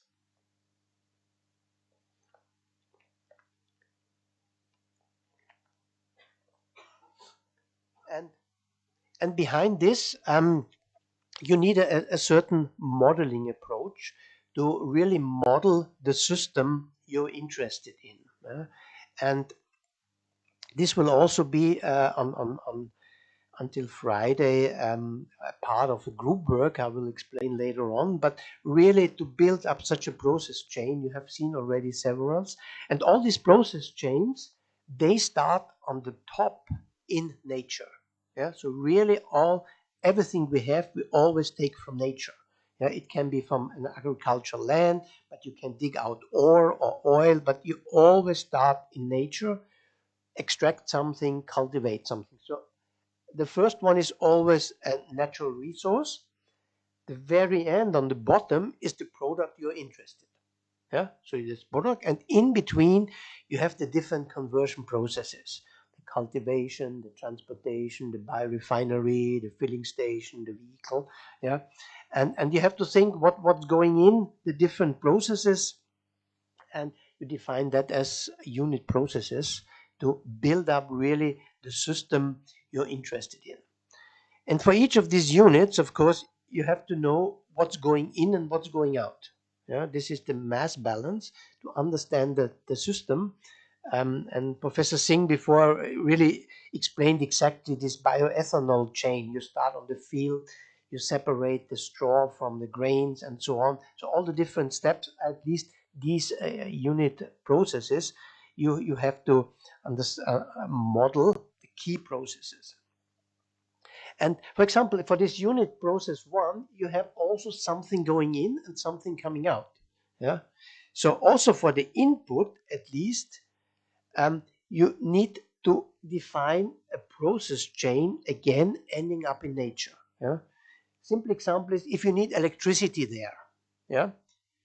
You need to provide the electricity to this unit process. You need again a modeling. How is this electricity produced? From which resource? So you see popping up a new process chain, again ending up in nature. Yeah, and if it's hydropower, you start with a river on the top, the different conversions, the power plant, the distribution grid, the transformation, the grid itself, until you can provide electricity to this unit process. Yeah, and and you if you do that for all the processes, and they themselves have again inputs to provide electricity, to provide the fertilizer, and you see this is a tree ending up in many branches. Yeah, and this is at least the basic modeling and thinking in LCA, that all these inputs at least end up in a process chain starting in nature. Yeah? And the same process is also happening on the output side, yeah, where also if you go to landfill or wherever, so at least also these processes end again, all these emissions end again in nature. Yeah? So this is the, at least on the first glance, a relatively complex modeling system. But on the other hand, for most of these processes, I give you further on some examples, these processes are relatively easy to overlook, yeah, because there are key processes you need, and other processes like electricity or fertilizer production you can take from a database. Yeah. Professor Singh called it background data. We will also learn about that and say, okay, I need fertilizer for my grain production, but the fertilizer LCA I take out of a database because somebody else analyzed already the fertilizer production. Yeah, and in good case you have one for the Indian situation, and then you can take this database and integrate it in your calculation. Whereas the main processes, for this you need the foreground data, really describing the system and the technology you are analyzing. I give you some simple examples for transportation service. This is an internal combustion engine using petrol, and the petrol really starts with raw oil underground. This is the starting point in nature. You have somewhere oil underground, and then you go there and you have to drill in to extract it. So the extraction is the first process. And once you have extracted, you have to transport the raw oil to a refinery. And in a refinery, you convert the raw oil to petrol and other fuels. Yeah, you have diesel, jet fuel, and raw materials for chemicals. And then you distribute the petrol, and you put the petrol in the vehicle, and then the vehicle provides you the transportation service. So these are 5 key processes, more or less, you need to bring the raw oil to a transportation service. So again, nature, starting nature above, and at least transportation service on the very end, because this is what you're interested. And of course, what you do, you count all the material and energy you need for these processes. On the left-hand side, for example, all the primary energy, all the material bills that you need to build up the system. And on the other hand, you count for the greenhouse gas emissions coming out of these different processes. And by summing up, you get at least a result for the greenhouse gas emission of a petrol car. Sorry.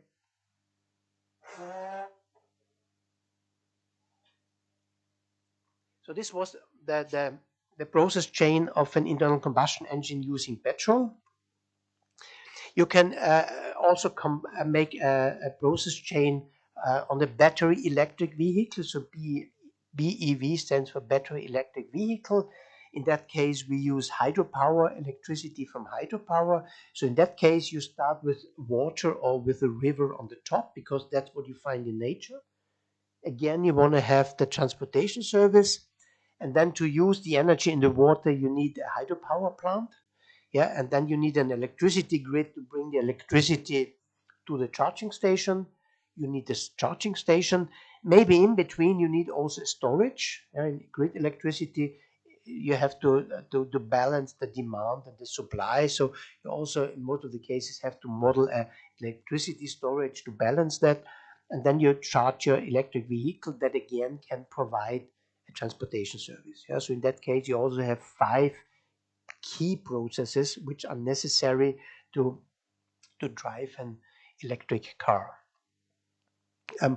You can also drive a fuel cell hydrogen car, yeah, with a fuel cell which converts chemically hydrogen into electricity. In that case, we start with photovoltaic. So we start in nature at least with sunlight. Yeah? So this is what you find in nature, and then you put your PV panel there. So PV power plant is the first one. You can need the electricity grid, and then you need to convert the electricity into hydrogen. So if you have a hydrogen fuel car, you have an electrolysis where you split water into hydrogen and oxygen using the electricity. You might have also necessity to store the hydrogen, yeah, at the filling station or somewhere in the grid, and then you distribute the filling station.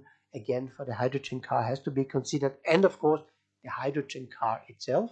Yeah, so see again, in this case there are 6 elements that are relevant in the overall key processes. Yeah, and so these processes have to be really modeled with foreground data, and all the inputs you can use mainly from databases to have the background data that gives you, for example, the production of a photovoltaic plant or the production of a fuel cell or of an electrolyzer you normally find in the database.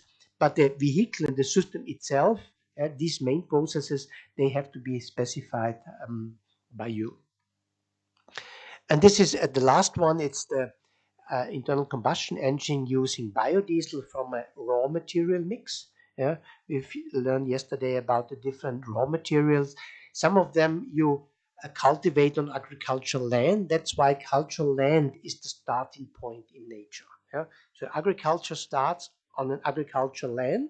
Yeah, if you use cooking oil, it's in residue. So this is a residue coming from trade or industry.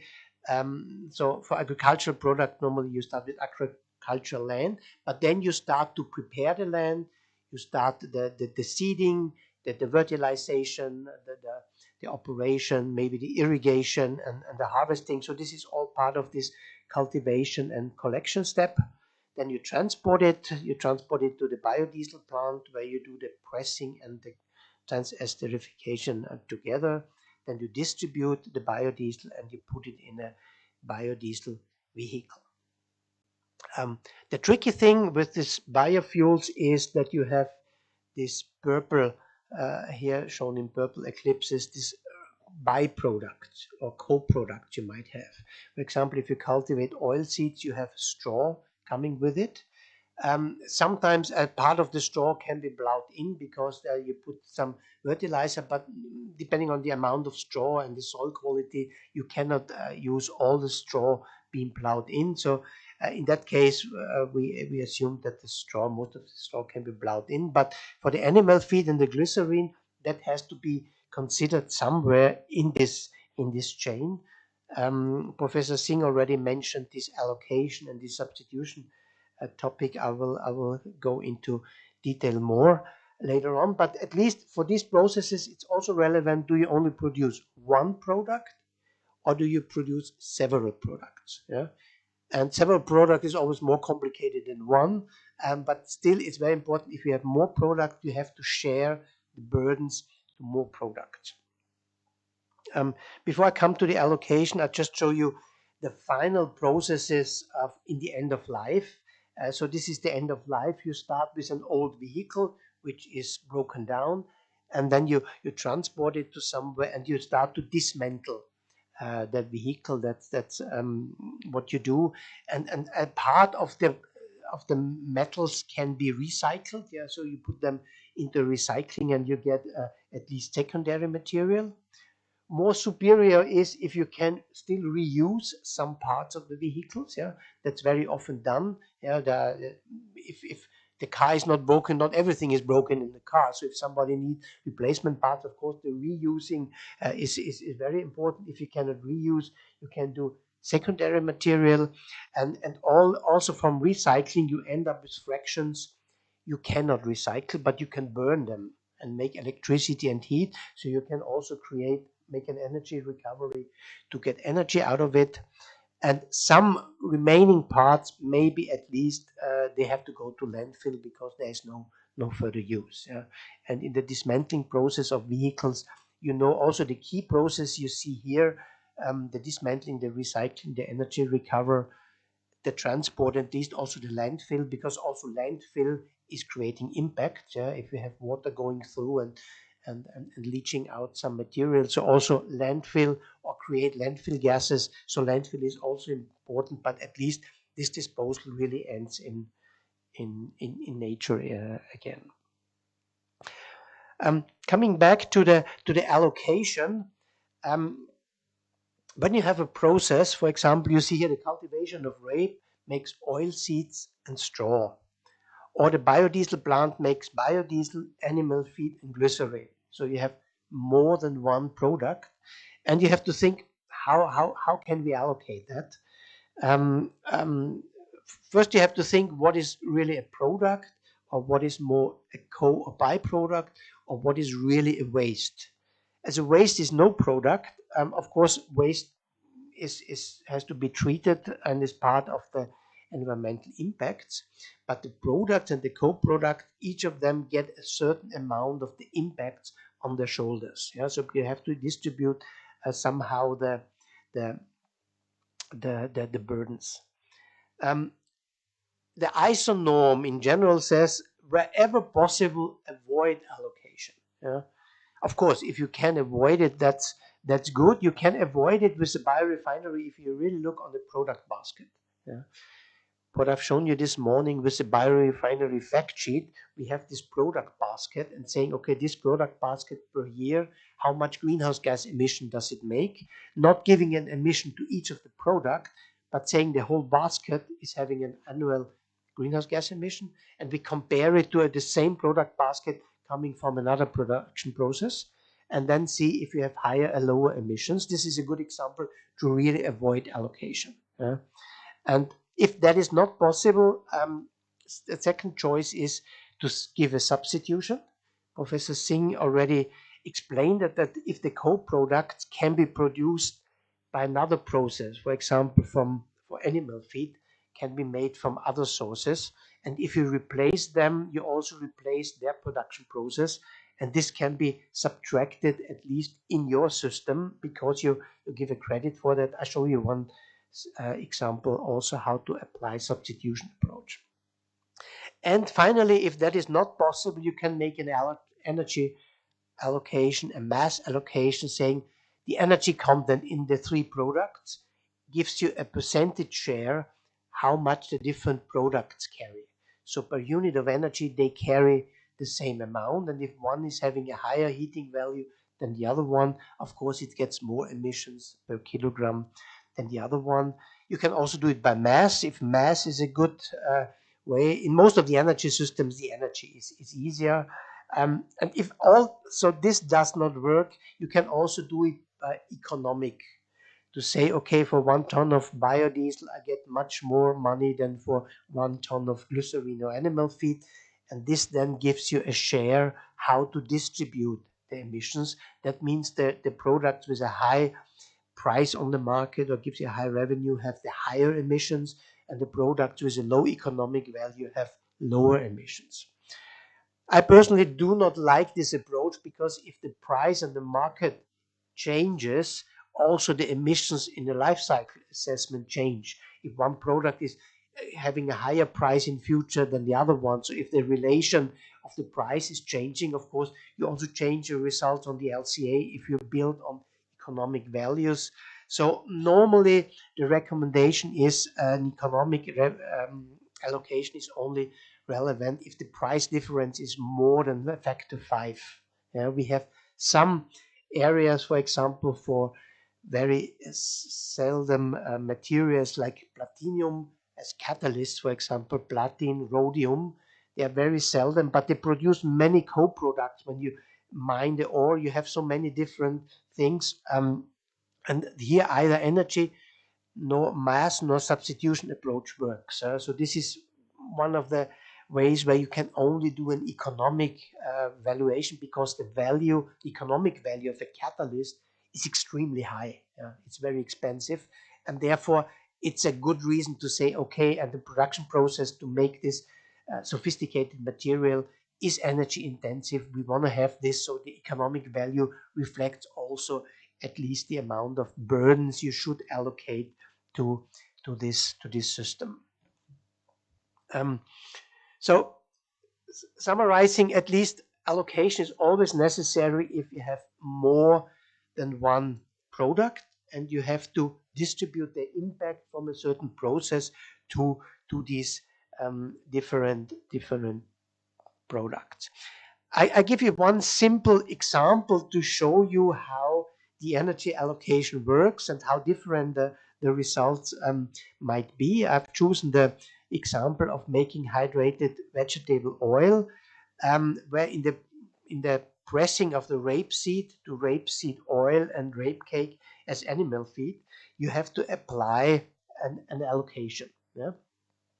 So you see here the process chain of making the HVO, starting with agricultural land, ending with the HVO, and in between you have the key processes: cultivation, transport, pressing, processing, and distribution.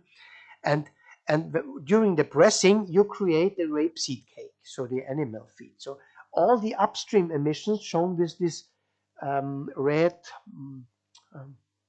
However, the red bar shows you these emissions from these processes have to be shared between the animal feed and the rapeseed oil. And if you do it based on the heating value, you find out that the allocation says that roughly 60% of the energy are in the rapeseed oil, and 40% of the energy is in the animal feed. Yeah. So they say from these red emissions, 60% are allocated to the rapeseed oil and 40% for the animal feed. Yeah, this is at least how energy allocation works for these upstream emissions. Whereas the processing of rapeseed oil to HVO, this is only a process relevant for the HVO. So all the emissions, of course, also from distribution, are only part of this system. Yeah? Because the animal feed leaves the system, taking a certain amount of the impact with it, and the rest is remaining with the HVO.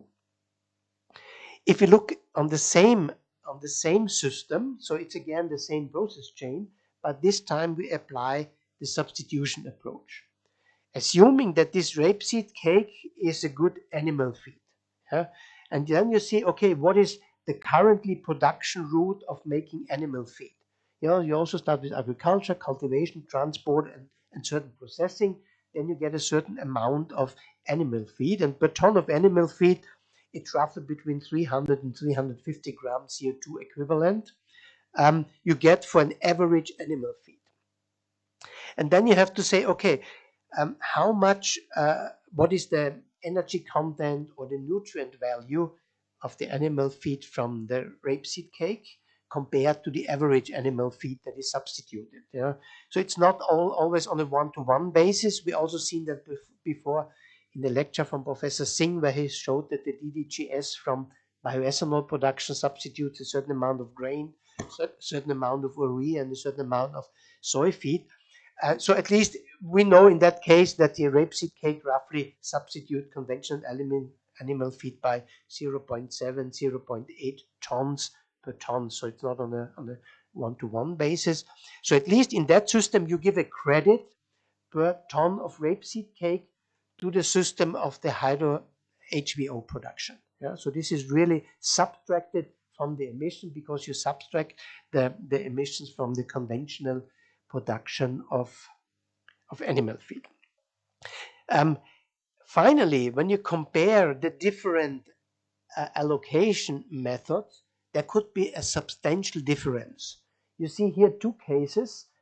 This is the right-hand cake side is made from used cooking oil, where the energy allocation or system expansion only has a very limited influence. So in that case, allocation does not matter because it's a residue.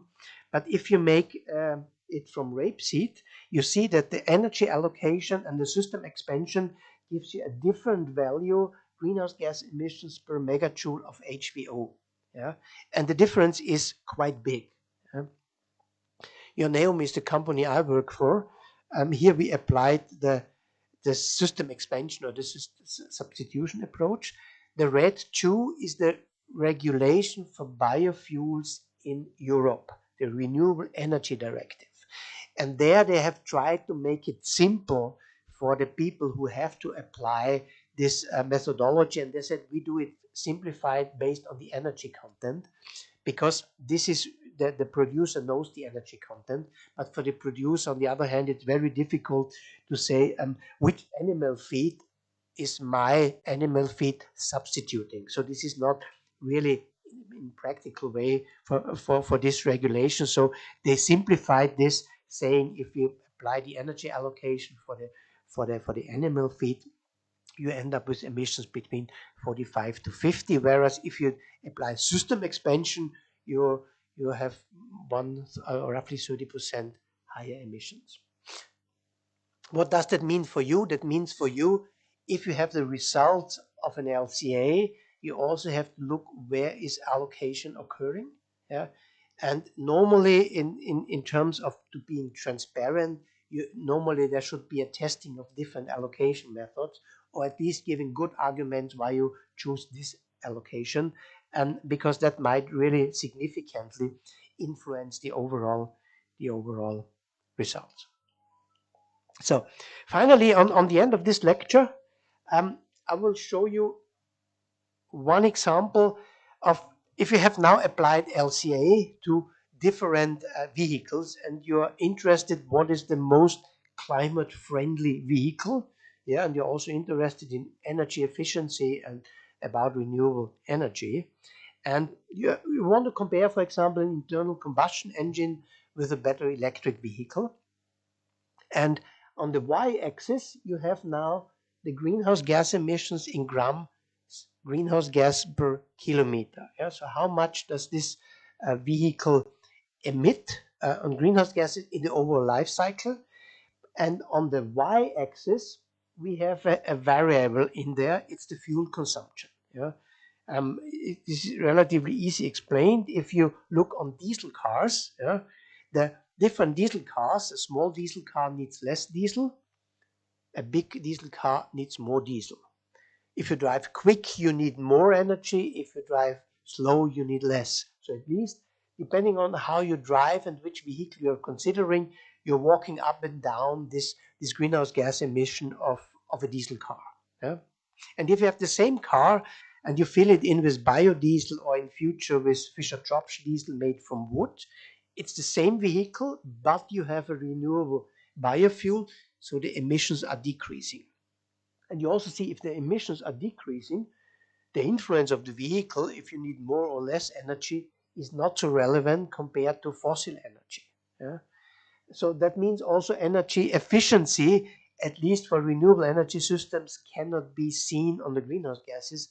For that, we need a new indicator. You will learn tomorrow. But at least these are 3 cars, same car, different fuels. You have a performance like this.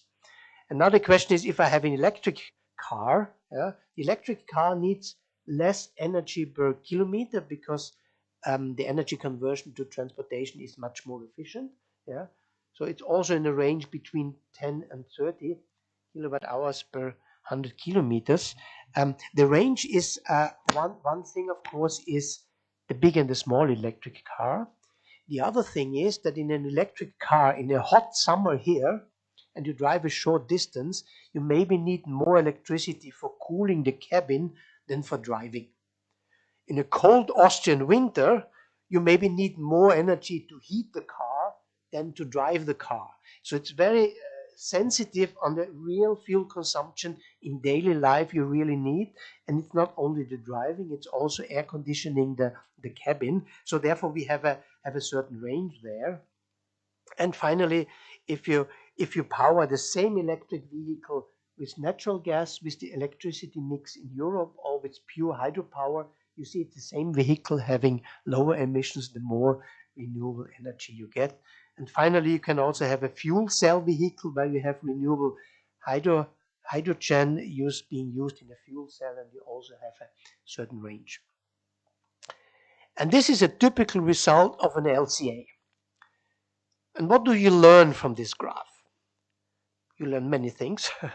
First, you learn it's not a black and white picture, it's a colorful picture. Yeah?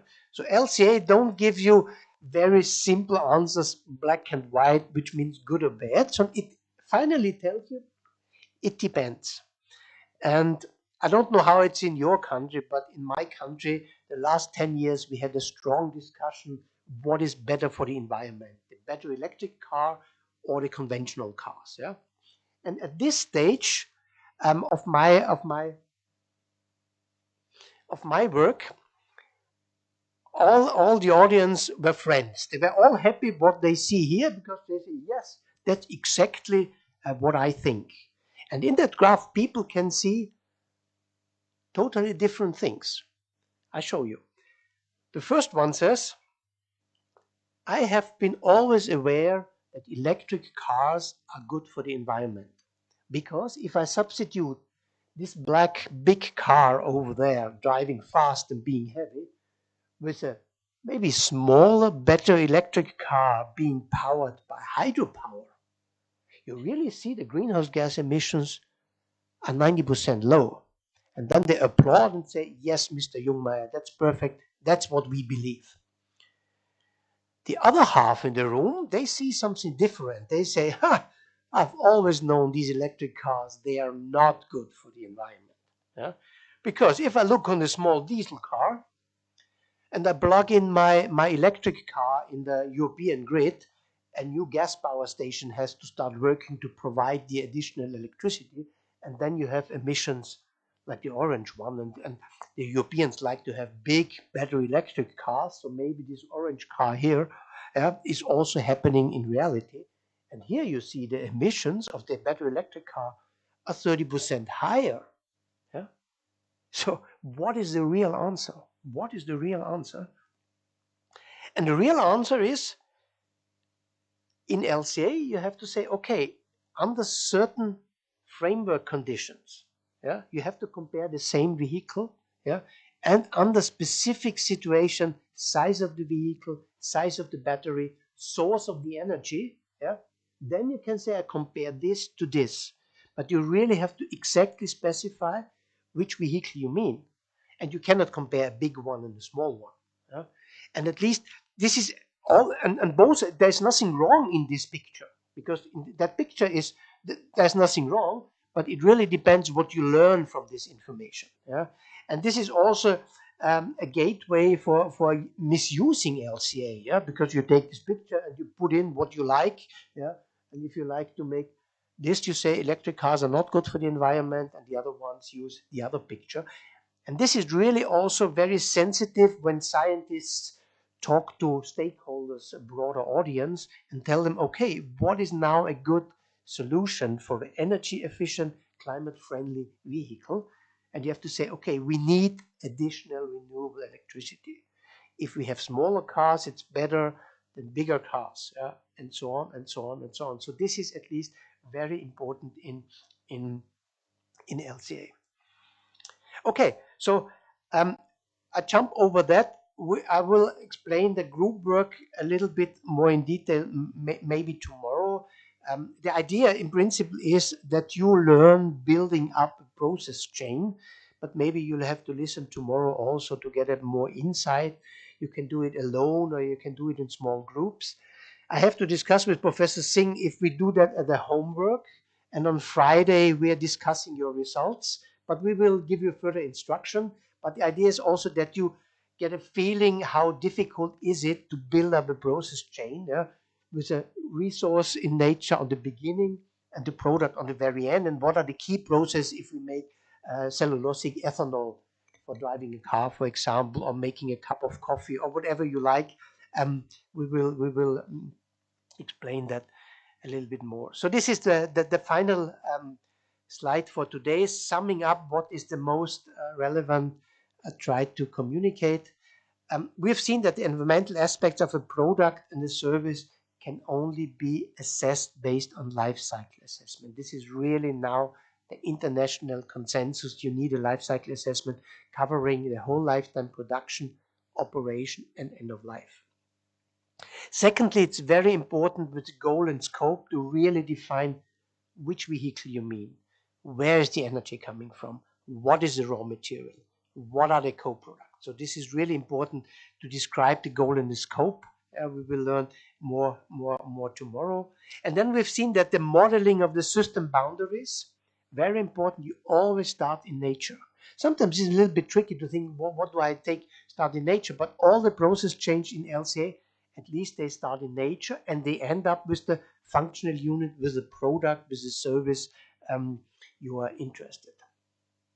We've also seen that allocation is necessary if you make more than one product. So if you make 3, 2, 4, or 5 products, with these multiple products, you have to think how to allocate it to the different products you have. Yeah, and if you're only interested in transportation service, you have to find a way to credit for the other products. And then we have seen that there are typical functional units for energy systems, amount of energy of heat or electricity. It's a vehicle kilometer, it could be a passenger kilometer or a ton kilometer, depending on the vehicle you're interested, or in the type of a biorefinery, you have to consider a product basket where you have different products in there, and normally there you define the functional unit as amounts of products per year. Okay, that was it so far from my side. And if you have any questions in the big audience, please ask me now, or otherwise we can use a morning or dinner walk to further discuss.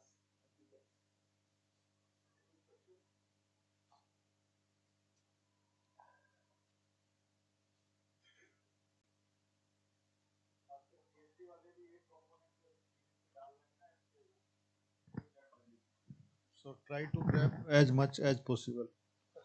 Okay, and we will maybe we can assign the this group activity as a homework on Thursday, Yeah, yeah, and then they will come prepared, and next day we will quickly have it here. yeah. That would be. I think that would be a good idea. We explain you the exercise, and you do a little bit of homework.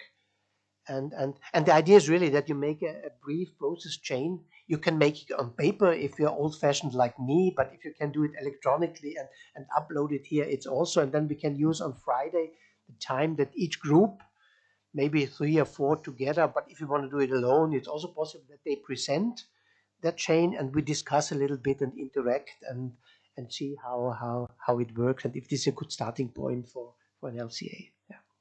And I think we'll be covering the softwares and maybe some back-end databases. Yeah, that's Yeah. Yeah, there will be one lecture also about databases, and but I think for this homework you don't need an LCA tool or a database, Uh, but at least it also helps to further on. Yeah. Any question? So, and at the end, we will have exam also on Friday. Okay, one MCQ based exams of maybe around 30 to 40 questions. And you have to clear that to get those credit transferred to your ABC. Okay. Okay, thank you, Dr. Youngmere, and I think it was wonderful. And I think at least now, since this is a new topic for them, now they must be getting some idea about that what is it and how can we go for LC analysis of a particular say process.